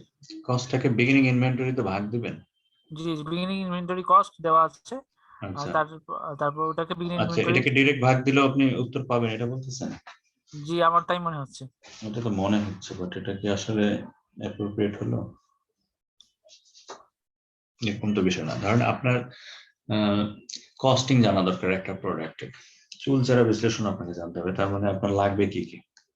Direct material used, direct material used to produce that particular product, plus direct labor,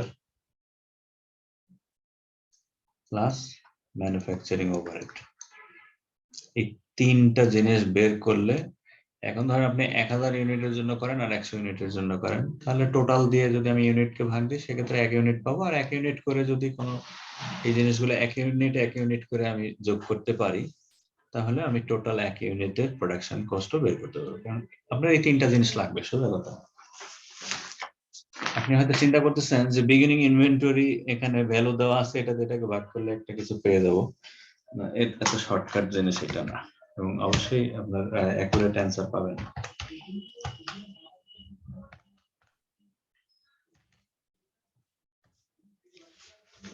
তাহলে আমরা দেখি যে এই প্রোডাক্টটাতে ডিরেক্ট ম্যাটেরিয়ালস কত খরচ হয়েছে, এটা তো আমরা পেতেই পারি, এখানে ইনফরমেশন তো দেওয়াই আছে।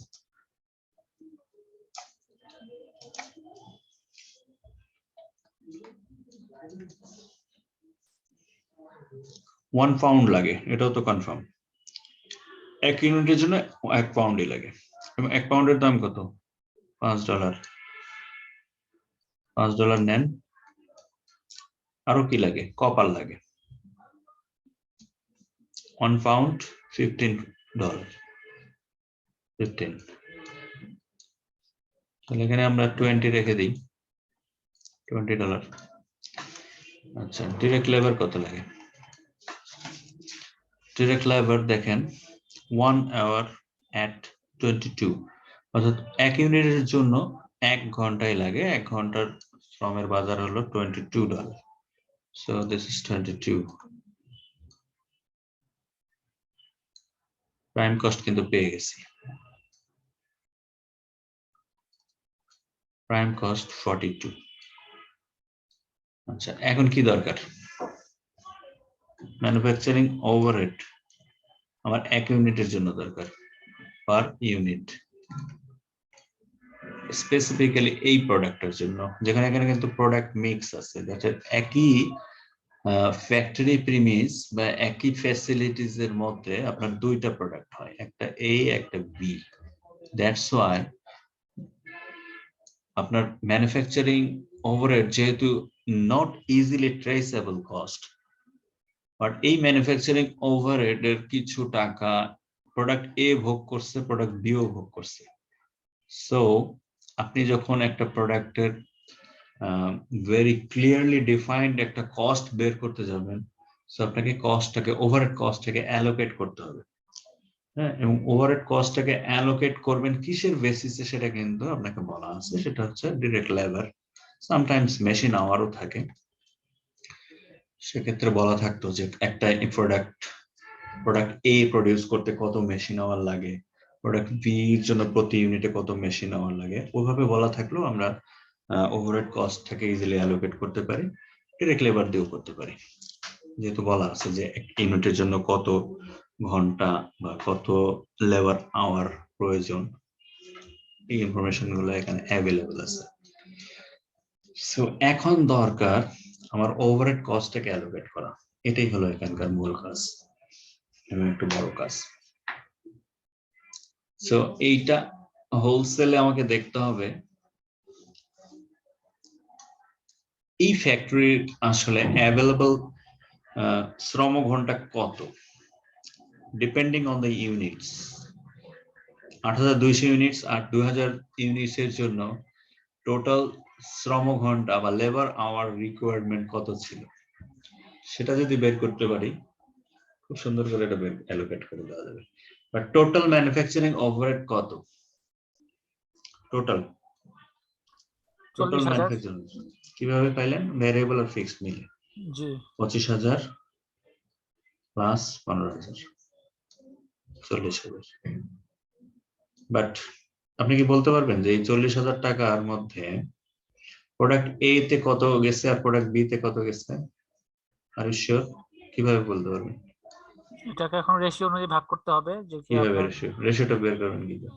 এই যে ইউনিট কতটা আমার ইউজ হচ্ছে এবং সেটা কত ঘন্টা লাগতেছে সেই অনুযায়ী।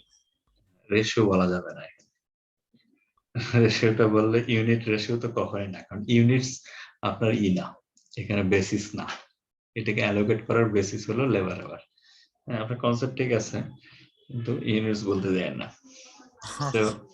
সো লেটস সি প্রোডাক্ট এ তে আচ্ছা, রেজিং হ্যান্ড। হ্যাঁ, তৈরি ভাই বলেন।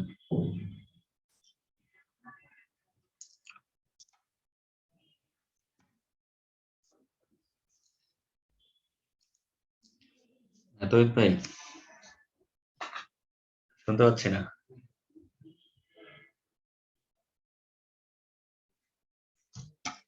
তৈরি ভাই সাউন্ড ডিভাইসে অনেক সমস্যা আছে।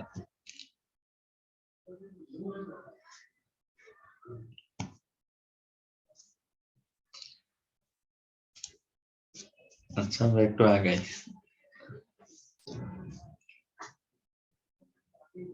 প্রোডাক্ট 8 ইউনিট ছিল কত? 8,200 ইউনিটস। 8,200 ইউনিটস যদি হয়, ও টাইম কত দরকার? লেবার আওয়ার রিকোয়ারমেন্ট কত? 80 এক আওয়ারে, কারণ সে 1/4 তে হচ্ছে 20। 1/4 আওয়ার, দ্যাট মিন্স 0.25 দেখুন দেন কত হবে?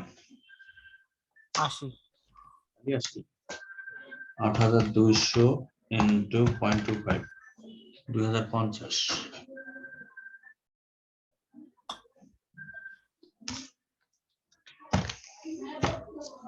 2050 ঘন্টা লেবার আওয়ার্স। আর বি তে কত লাগবে? ওর তো ইউনিট যত, ওর লাগেও তত, 1 ঘন্টা করে লাগে। তো 2000 units into 1, that means 2000 labor hours. তাহলে টোটাল লেবার আওয়ার কত পাওয়া যাবে? 4050।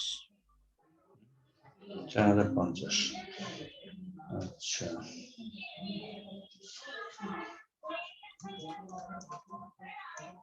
Total labour hour 4050।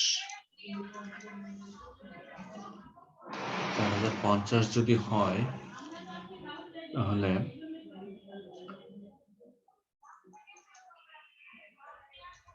each labor hour cost কত? সেটা আমি মানে ওভারহেড বের করবো আর কি। 9.87। 40,000 ডিভাইডেড বাই 4050, তাহলে 9.87 বা 10 টাকা রাউন্ড করে।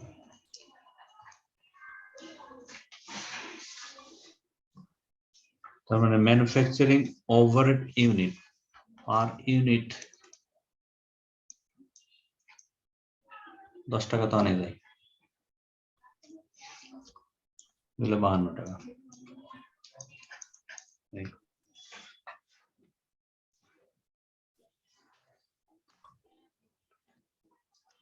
আপনি যেটা মারছিলেন শর্টকাট, কিন্তু this is not right way.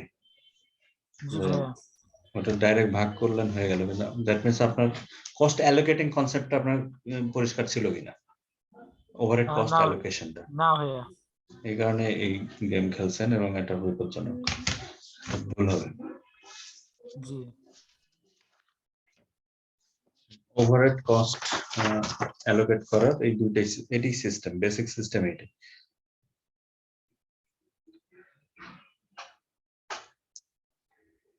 আচ্ছা, এখন প্রশ্ন আছে কিনা জুনায়েদ ভাই?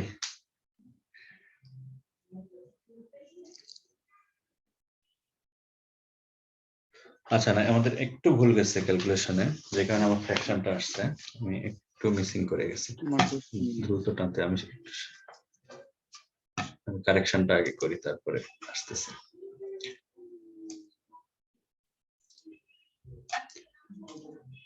আমরা একটা অ্যাডজাস্টমেন্ট না করে কিন্তু সরাসরি গুণ করছি, এই জন্য ফ্র্যাকশন আসছে, তাছাড়া ফ্র্যাকশন আসতো না।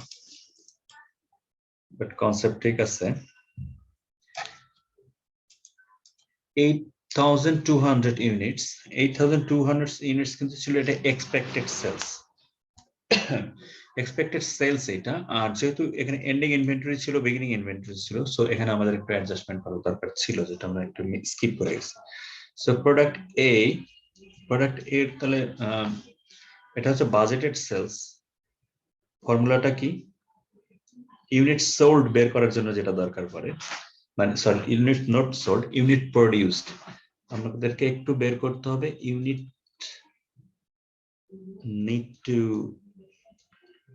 Units need to produce. হ্যাঁ, আপনার এস্টিমেশন যাই থাক না কেন, আপনার প্রোডাকশন সংখ্যা কম বেশি হতে পারে, আপনার টার্গেট সেলস এর চেয়েও বেশি হতে পারে, কম হতে পারে, depending on the desired ending inventory and beginning inventory you are maintaining. So এখানে আমার একটু অ্যাডজাস্টমেন্ট লাগবে। অ্যাডজাস্টমেন্ট আমরা করি এইভাবে, বাজেটেড সেলস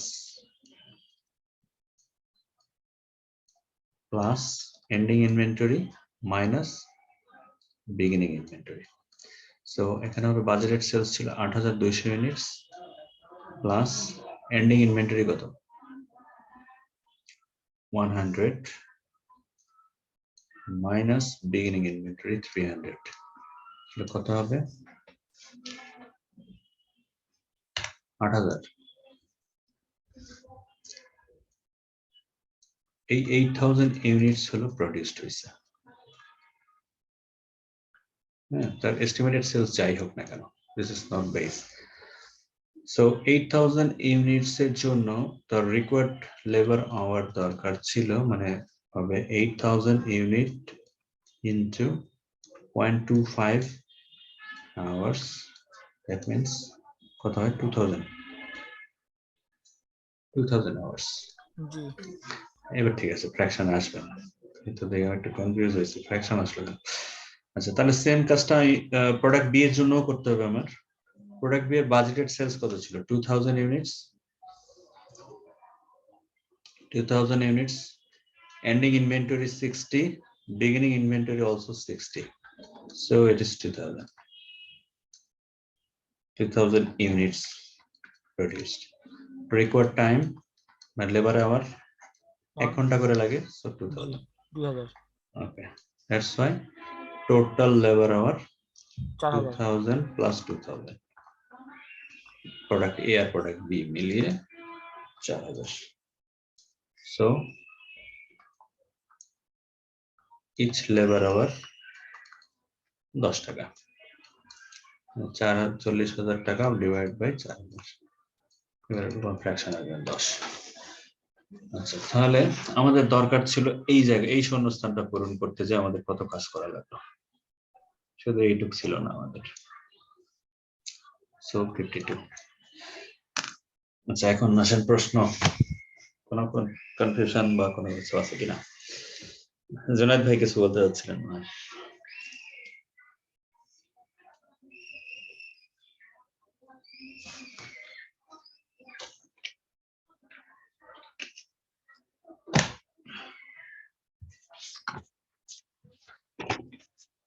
সাকিব ভাই?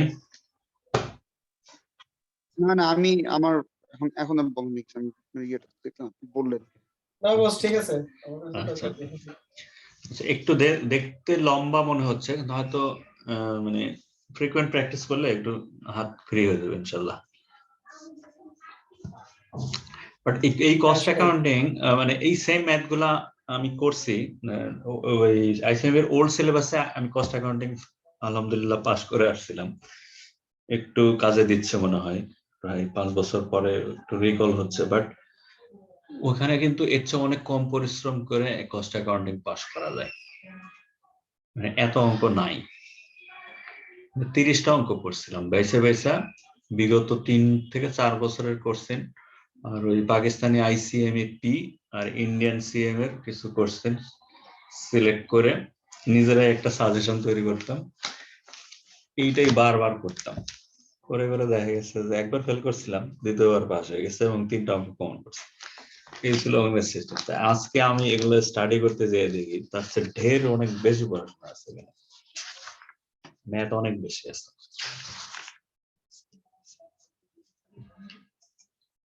বাট অঙ্কগুলো হচ্ছে পাটিগণিত।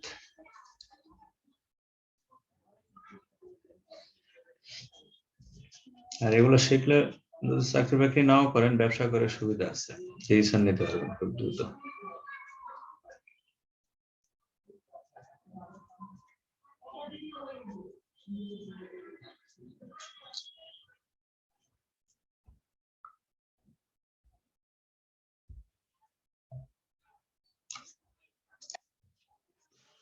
Okay. 52.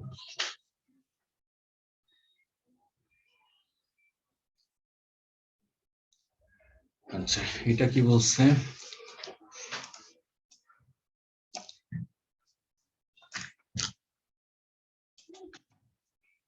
বড় করে। So B&R Tax Services is preparing its direct labor budget for the first quarter of each year. Of the year, first quarter. The total direct labor budget for the first quarter 55,500. Total direct labor budget. The firm expects to prepare 300 small returns, which take 1 hour each, 200 medium returns, which take 1.75 hours each, and 100 complicated returns, which take 2.75 each. What is B&R direct labor cost per hour? Per hour কত? Total labor budget যদি এটা হয়, এখানে তিনটা product A, product B and product C। তিনটা প্রোডাক্টের জন্য labour hour রিকোয়ারমেন্টটা ভিন্ন রকম, শুধু তাদের কোয়ান্টিটিটাও ভিন্ন ভিন্ন। আর একটা বিষয় মনে রাখার, সেটা একদম আমরা 1 নম্বর কোশ্চেন দিয়ে শুরু করছিলাম, যে labour budget, direct labour budget and direct materials budget dependent on the units. So এখানে আমরা ক্লিয়ারলি ইউনিটস দেখতেই পাচ্ছি। আর প্রোডাক্ট 3 রকমের হইতেই পারে। সো ইনফরমেশন যদি এই রকম থাকে, সো কোনো কনফিউশন করার কিছু নাই। এটাকে বলে হলো expected value theory, expected value, expected value মেথডে ফেলে দিবেন। খুবই সহজ একটা বিষয়। দেন প্রোডাক্ট A 300 into 1, 1 ঘন্টা লাগে যেহেতু, সো তার 300 আওয়ার্স লাগবে। প্রোডাক্ট B 200 into 1.75, এটাকে গুণ করলে কত হয়? 200 into 1.75 hours each, 350, 350 hours। আর C তে আছে 100, হ্যাঁ, 100 to 2.75, that means 275। তিনটা মিলে হবে 350, 300 plus 275, 925, 925 hours direct labor cost per hour। আমার টোটাল কস্ট কত? 55,500 ডিভাইডেড বাই 925 করলে $60 পাবেন। শেষ। This was expected value.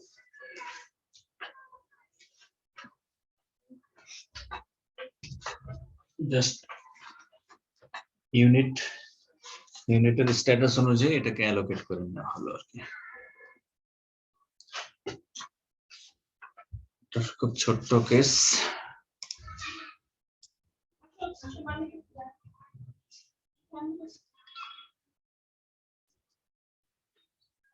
মেহেদী ভাই কি অবস্থা? মেহেদী ভাই কি ক্লোজিং নিয়ে ব্যস্ত নাকি?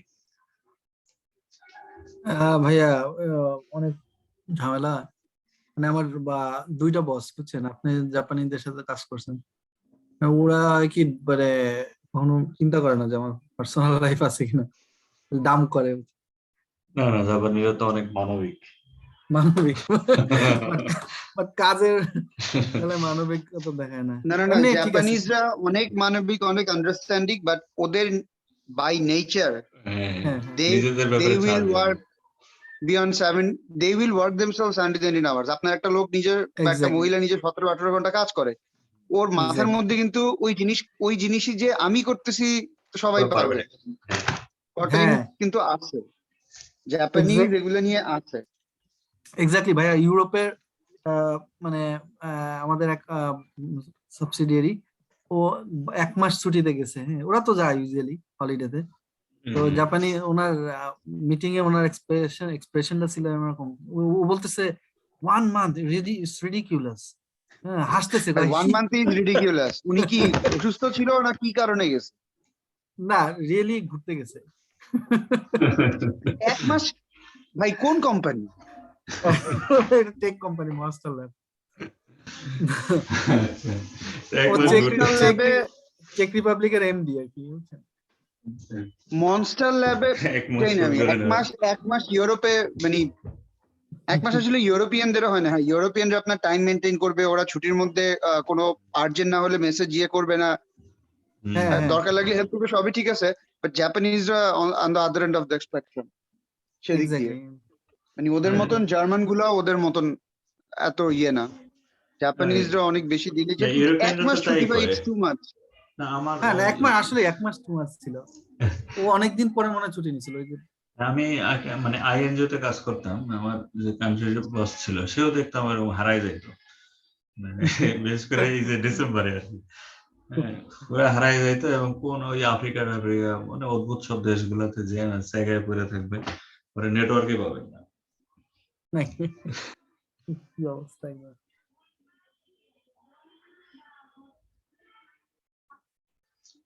So question 9, দেখেন, Philip is a manager who oversees raw materials ordering, inventory levels, employee efficiency and productivity, and assembly line maintenance. Which of the following budgets would Philip most likely help develop? এটা বোঝা যাচ্ছে manufacturing overhead, অনেক activity এবং maximum দেখেন cost টাইপের। Who oversees raw materials ordering? র materials হলেই যে বাই ডিফল্ট এটা ডিরেক্ট র ম্যাটেরিয়ালস সবসময় কিন্তু সত্য না। আপনার একটা ম্যাটেরিয়ালস দিয়ে নিশ্চয়ই কোনো প্রোডাক্ট ম্যানুফ্যাকচারিং হয় না, আপনার সাপোর্টিং আরো ম্যাটেরিয়ালস থাকতে পারে। সো ম্যাটেরিয়ালস দুই রকমই হতে পারে, direct materials and indirect materials. So indirect materials part of manufacturing overhead. Inventory levels, employee efficiency মানে এটা কিছুটা হিন্টস দিচ্ছে, আসলে ওয়ার্ড গুলা সরাসরি ওয়ার্ড ইউজ করে না, দ্যাট মিনস এটা লেবার অ্যাফেয়ার্সটাকে মেইন করে। So and productivity, that means direct labor hour, indirect labor, এই সব কিছু মিলে। and assembly line maintenance, that means আরো অনেক ওভারহেড কস্টের সাথে ইনভলভ। সো এটাকে মিলে আমরা বলতে পারি পুরো ব্যাপারটা যেটা লুক আফটার করতেছে is responsible for manufacturing overhead budget, not sales budget, and not selling and administrative expense budget. Administrative and selling budgeter description হলে এটা অনেকটা একটু অন্যরকম হতো, দেখলে বুঝতে পারতাম।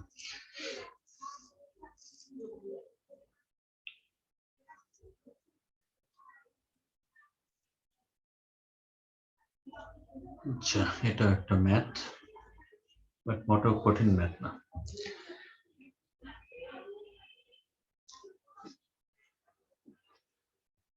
Cabinet King Corporation has developed the following production plan for its standard kitchen cabinet.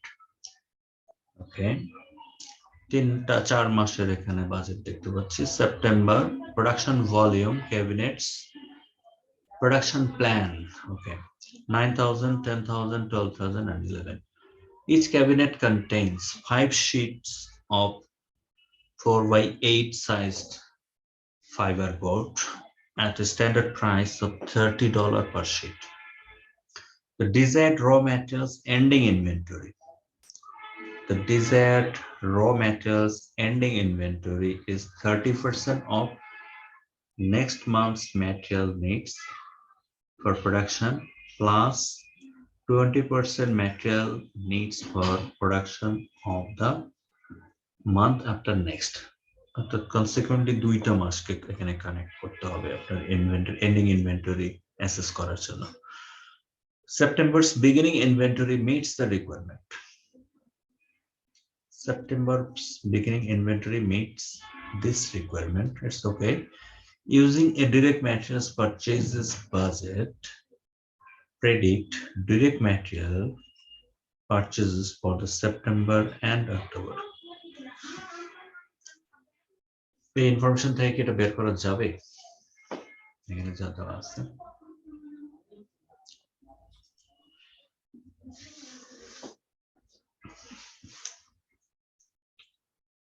জি ভাই, ওটা আগের ফার্স্ট কোশ্চেনের মতো। আমরা ফার্স্ট যে কোশ্চেনটা সলভ করছি সেম ওইটাই। সো ফার্স্ট কোশ্চেন যারা মিস করছেন মন খারাপ করার কিছু নেই, এটা দেখলেই হবে।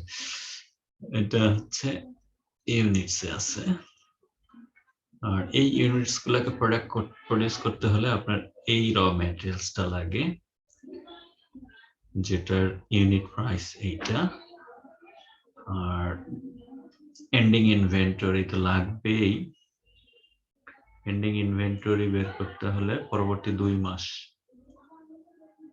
ফলো করতে হবে। September's beginning inventory meets the requirement. যদিও কোথাও বিগিনিং ইনভেন্টরি কি ছিল কি হবে কিছুই বলা নাই,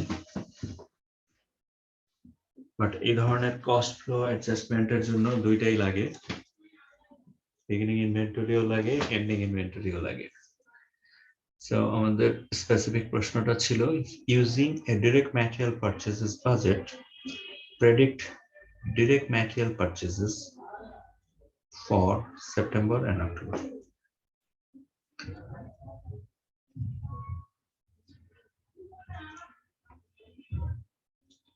অর্থাৎ সেপ্টেম্বর এবং অক্টোবর মাসে ডিরেক্ট ম্যাটেরিয়ালস কতটুকু পারচেজ করতে হবে, এটা হলো মূল প্রশ্ন। আচ্ছা, আরেকটা বিষয় খেয়াল রাখার আছে, সেটা হচ্ছে এই ধরনের ক্যালকুলেশনে দেখেন শুরুতে যে ইনফরমেশনটা দেওয়া আছে সেপ্টেম্বর, অক্টোবর, নভেম্বর, ডিসেম্বরের, এটা হলো তাদের ফিনিশড গুডস এর ইউনিটস আসলে।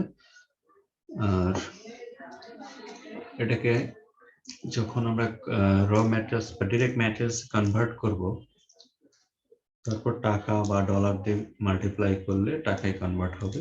লিমিট রেজাল্টটা কিন্তু আমার চাচ্ছে ডলার অ্যামাউন্ট।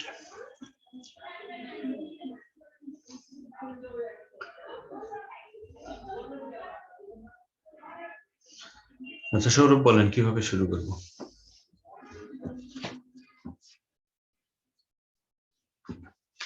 হ্যাঁ জি ভাই, ফার্স্টে আমরা হচ্ছে যে কি এখানে বলা হচ্ছে 30% of the next month material needed. তো আমরা ফার্স্ট ইন্ডিং ইনভেন্টরি বের করছি, যেহেতু আমাদের বিগিনিং ইনভেন্টরি বলা আছে রিকোয়ারমেন্ট ফুলফিল করছে। আমরা ইন্ডিয়ান ইনভেন্টরি বের করি, সেটা হচ্ছে আমরা 10,000 30% ফার্স্টে বের করছি, 10,000 30% 3,000। দেন আমরা নেক্সট মান্থ নভেম্বরের যেটা সেটা 20% বের করতে হবে। আমরা আমাদের প্রশ্নের ডিমান্ড ছিল সেপ্টেম্বর আর অক্টোবর, তাই না? জি, আচ্ছা, তার সেপ্টেম্বরের মানে জন্য আমাদের আচ্ছা সেপ্টেম্বরে আমরা কত প্রোডাক্ট সোল্ড কত ছিল, এটা প্রোডাকশন, এটা তো সরাসরি প্রোডাকশন ইউনিটটাই বলছে, তাই না? জি, বাজেটেড সেলস বলে নাই, বাজেটেড প্রোডাকশন বলছে, এটা প্রোডাকশন ভলিউম কিন্তু। সো আমি বলতে যাচ্ছি যে আমার সেপ্টেম্বরে অ্যাকচুয়ালি কত প্রোডাক্ট সোল্ড হয়েছে এটা বের করার জন্য কোনো কাজ করার দরকার আছে কিনা, না সরাসরি আমি ম্যাটেরিয়ালসে যেতে পারি? ভাই সরাসরি যেতে পারি, কারণ বিগিনিং ইনভেন্টরি আচ্ছা। দেওয়া নাই। হ্যাঁ, এটা বলার অর্থ একটু যারা ফার্স্ট কোশ্চেনটা মিস করছেন তারা একটু খেয়াল করেন। অনেক ইনফরমেশনে পাবেন যে শুরুতে থাকে এরকম যে বাজেটেড সেলস দেওয়া আছে, যে একটা কোম্পানি টার্গেটস টু সেল, ন্যারেশনটা এরকম টার্গেটস টু সেল ধরেন 10,000 ইউনিটস। তারপর আগে পরে কিছু কথা আছে বা নাই, কিছু মানে হিডেন থাকে, সেক্ষেত্রে আপনাকে আসলে একটু আগে পেছে এন্ডিং আর বিগিনিং অ্যাডজাস্টমেন্ট করে আপনি এক্স্যাক্টলি প্রডিউস কত করছেন বা করতে যাচ্ছেন, প্রোডাকশন ইউনিটসটা বের করতে হয়। তারপরে র ম্যাটেরিয়ালস বা ডিরেক্ট ম্যাটেরিয়ালসে কনভার্সন করে আমরা আগাই। বাট এই কেসটাতে এটা নাই, সরাসরি এটা একটা সুবিধা যে প্রোডাকশন ভলিউম এটা কনফার্ম করে দিচ্ছে, হ্যাঁ, not budgeted sales, it is production volume in units. So আমরা সরাসরি ডিরেক্ট ম্যাটেরিয়ালস এর দিকে প্রসিড করতে পারি। So ending inventory DZ, actually DZ ending inventory for September কত হবে, একটা একটা করে আগাই। এন্ডিং ইনভেন্টরি ফর সেপ্টেম্বর কত হওয়া উচিত? 30% অফ অক্টোবরের 30%, তাই না? পরবর্তী মাসের 30% প্লাস তারপরের মাসের 20%, 12,000-এর 20। 2400। আচ্ছা, তাহলে কত হলো? 5400। 3000 আর 2400, 5400, 5400 ইউনিটস। এটা কিন্তু ফিনিশ গুডস আছে না এখনো, র ম্যাটেরিয়ালস কিন্তু কনভার্ট করি নাই।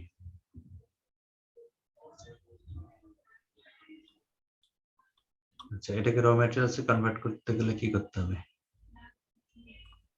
5 গুণ করতে হবে। 5 দিয়ে গুণ দেওয়ার পরে আবার 30 দিয়ে গুণ দিতে হবে, 30 টাকা পার শিট। আর এক এক ইউনিটের জন্য লাগবে মিনিমাম 5 ইউনিটস। সো এটা কত টাকা হবে?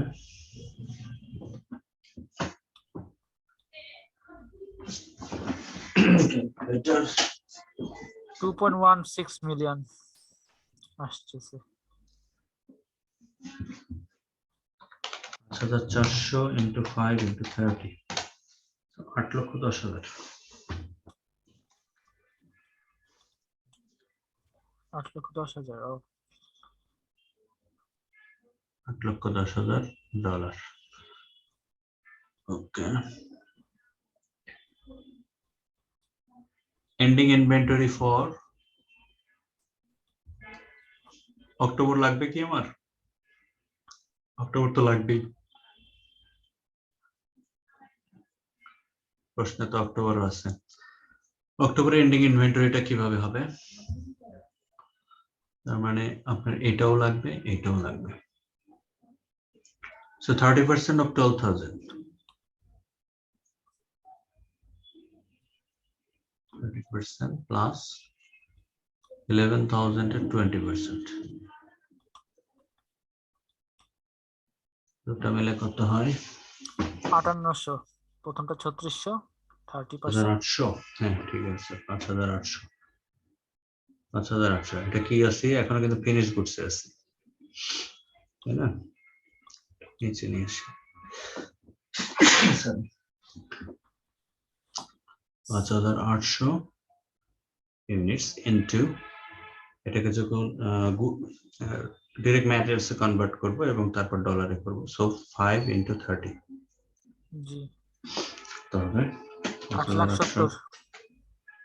ইনটু 5 ইনটু 30 কত? 8,70,000। ঠিক আছে,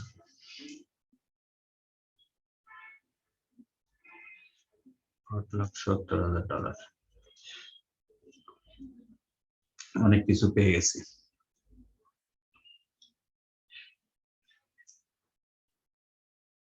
Predicted materials purchase,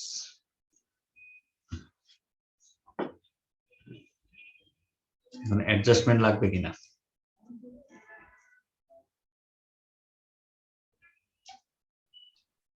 সেপ্টেম্বরের এন্ডিং ইনভেন্টরি হচ্ছে অক্টোবরের বিগিনিং ইনভেন্টরি। আর আপনার সেপ্টেম্বরে তো দেওয়া আছে যে কি নাই রিকোয়ারমেন্ট ফুলফিল করছে, সেপ্টেম্বরের বিগিনিং ইনভেন্টরি 0 হবে। 0। আচ্ছা, তাহলে অ্যাডজাস্টমেন্টটা করে দেন।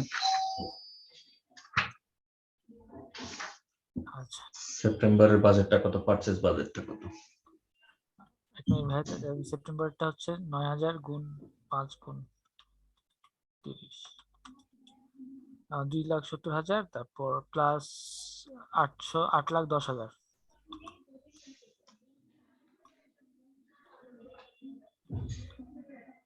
মাইনাস 0, 10,80,000 সেপ্টেম্বরটা। না না, বলে 80,000 তো হবেই না। ইন্ডিং কি ভাই এই আমি যোগ হবে না? সেপ্টেম্বরের বাজেট হবে 14,55,000। How is it?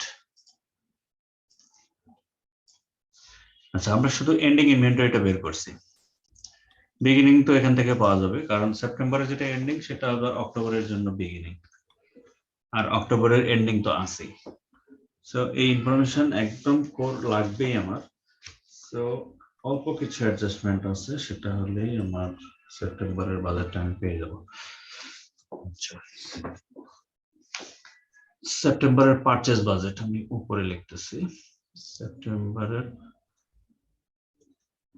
পারচেজ, ও কতটুকু র ম্যাটেরিয়ালস পারচেজ করছে সেটা বের করি না কেন। 9,000 ইউনিট সে প্রডিউস করে, হ্যাঁ, তো 9,000 কে যদি আপনি করেন ডিরেক্ট ম্যাটেরিয়ালস এ কনভার্ট করে নেন, 9,000 into 5, that means 45,000. 45,000 sheets plus সূত্র মতে into 30 plus ending inventory, plus ending inventory. ending inventory হওয়ার কথা এইটা 5,400 into 5 পর্যন্ত। আর যদি আপনি ডলারে নেন তাহলে 45,000 কেও ডলারে কনভার্ট করে ফেলতে হবে। 45,000 into 30, 13,50,000, 13,50,000 প্লাস এন্ডিং ইনভেন্টরি। সেপ্টেম্বরের এন্ডিং ইনভেন্টরি কত? 8,10,000 না? 10,000, জি। 8,10,000 মাইনাস কি করবেন? মাইনাস তো ভাই বিগিনিং ইনভেন্টরি নাই, সেপ্টেম্বরটা তো পাচ্ছি না। কি বলছে নাই? শিওর? ভাই বলছে রিকোয়ারমেন্ট ফুলফিল করছে, তো এটা মানে 2 মাস রিকোয়ারমেন্ট তো লাগবে। ফুলফিল করছে, এমন হতে পারে যে তাদের ডিজায়ার্ড যত ইউনিট রাখার কথা ছিল সেটা ফুলফিল করছে, এটাও তো হতে পারে।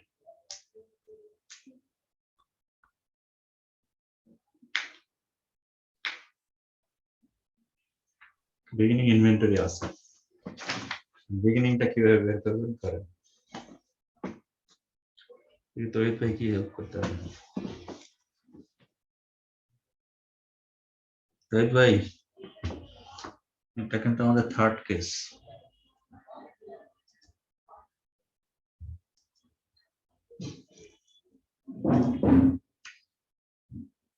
আগের সূত্র অ্যাপ্লাই করা যায় না?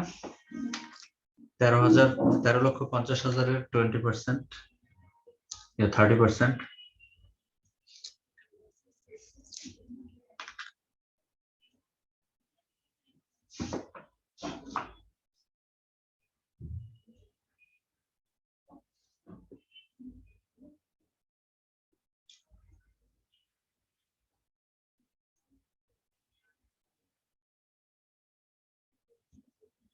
এখানে একটা ফিগার আসবে, 7,05,000 একটা ফিগার আসবে বিগিনিং ইনভেন্টরি।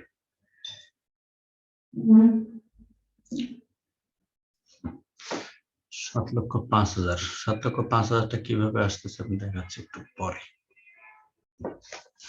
এটা অ্যাডজাস্ট করেন তো, 13,50,000 প্লাস 8,10,000 মাইনাস 7,05,000, 14,55,000, 14,55,000। এটা হলো সেপ্টেম্বরের পারচেজ বাজেট, অর্থাৎ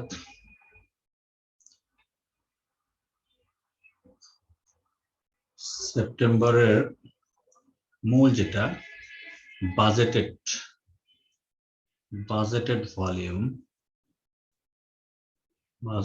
volume plus ending inventory minus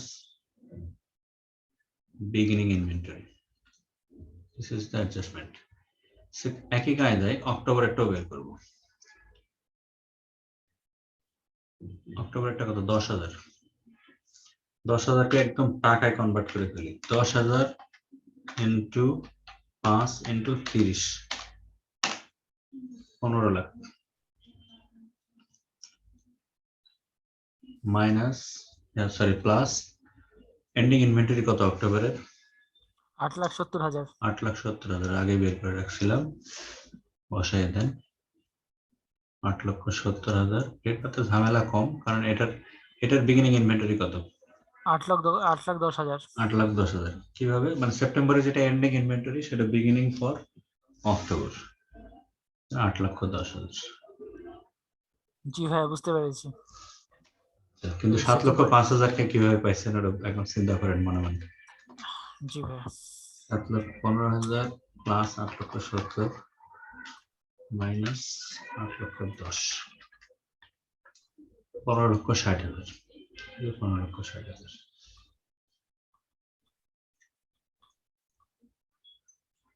okay but ঝামেলা কিন্তু কোনো জায়গায় নাই ঝামেলা শুধু এইখানে আছে বিগিনিং ইনভেন্টরি অফ সেপ্টেম্বর কিভাবে বের করা যায়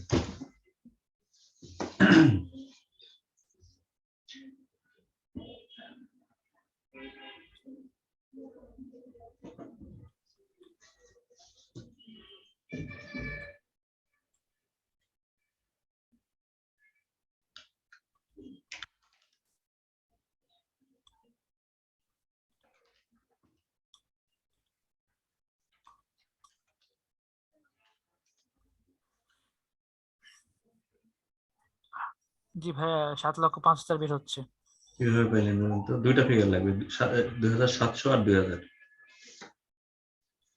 সেপ্টেম্বরটা ভাইয়া ফার্স্টে হচ্ছে যে আপনার সেপ্টেম্বরেতে যেটা 9,000টা কনভার্ট করলে টাকাতে কনভার্ট করলে গ্রো ম্যাটেরিয়ালস টাকাতে কনভার্ট করলে আসছে 13,50,000 এখন আমরা যদি বিগিনিং ইনভেন্টরি অক্টোবর অনুযায়ী যদি দেখি সেক্ষেত্রে আমাদের অথবা ইউনিট দিয়ে বের করতে পারেন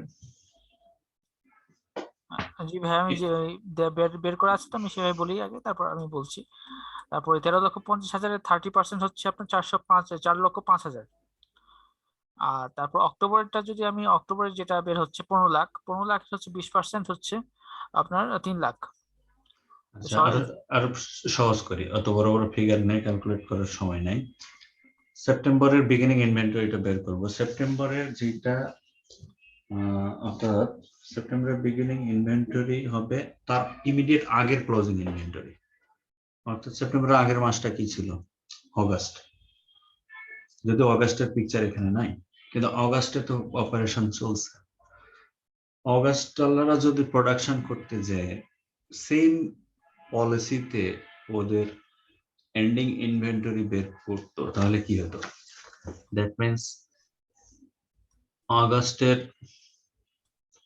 এন্ডিং ইনভেন্টরি আপনাকে বের করতে হবে অগাস্টের ending inventory is beginning inventory for September যে ইনফরমেশনটা আপনার দরকার সো কিছুই না 9,000 ইউনিটস এর 30% প্লাস তার পরের মাস লাগবে আর একটা 10,000-এর 20% 10,000-এর 20% দ্যাট মিন্স 4,700 ইউনিটস তাই না জি 4,700 ইউনিটস কে 5 দিয়ে গুণ দেন আবার 30 দিয়ে গুণ দেন জি 7 তাহলে 7,05,000 পেয়ে যাবেন এই ছিল মানে মূল ঝামেলাটা আসলে এই অঙ্কের এইখানে বিগিনিং ইনভেন্টরিটা বের করা আচ্ছা মানে একতরফা আমি একাই অঙ্ক করে গেলাম আসলে পার্টিসিপেশনটা ওইভাবে হয় নাই মান্না ভাই বলেন আসলে যেটা করে গেলাম এটা ক্লিয়ার কিনা প্রশ্নের ডিমান্ড এবং আমরা যে ক্যালকুলেশন গুলো করলাম জি is it clear or any confusion না ক্লিয়ার ভাই আমার আগের ইয়াগুলো মনে পড়ছে যেগুলো আচ্ছা আচ্ছা জুনায়েদ ভাই আই এম গুড ভাই ওকে বাট এই ধরনের ম্যাথমেটিক্সে যে মেইন ঝামেলাটা থাকে সেটা হলো যে লাস্ট যে ক্যালকুলেশনটা করলাম এইটাই হ্যাঁ বিগিনিং ইনভেন্টরি খুঁজে পাওয়া যায় না এবং মোটামুটি প্র্যাকটিস কম থাকলে একটু পাজলড হয়ে যাওয়া লাগে সো ওইটাই হলো আসলে ক্যারিশমা আদারওয়াইজ সবই পাটি বলে ভাই আপনি যখন বুঝাচ্ছেন তখন তো আর পাজেল হই না, পাজেল যখন নিজে করতে বসে তখন হবো আর কি। না ধরেন আমি ধরেন আজ এটার জন্য অবশ্যই আমার প্রিপারেশন নিয়ে আসতে হয়েছে। আমি ফার্স্ট টাইম যখন অঙ্কটা দেখতেছি আমি প্রায় কয়েক মিনিট একটু পাজল ছিলাম, তারপরে ক্লিয়ার হয়েছে আর কি। তো যাই হোক আরেকজনের কাছে আরেকজন শুনলে ওটা ভয়টা কেটে যাবে, মানে কনফিউশনটা থাকবে না। ভয়ের কিছু নেই, অ্যাকচুয়ালি প্র্যাকটিস করতে হবে বারবার। প্র্যাকটিস করতে হবে বারবার, হ্যাঁ। মানে এবং অঙ্ক তো পারবোই, ধরেন এখানে গল্প করে আমরা একজন আরেকজনের সাহায্য নিয়ে অঙ্কটা করতেছি, কিন্তু এত বিলাসিতা করার সময় তো পরীক্ষায় নাই।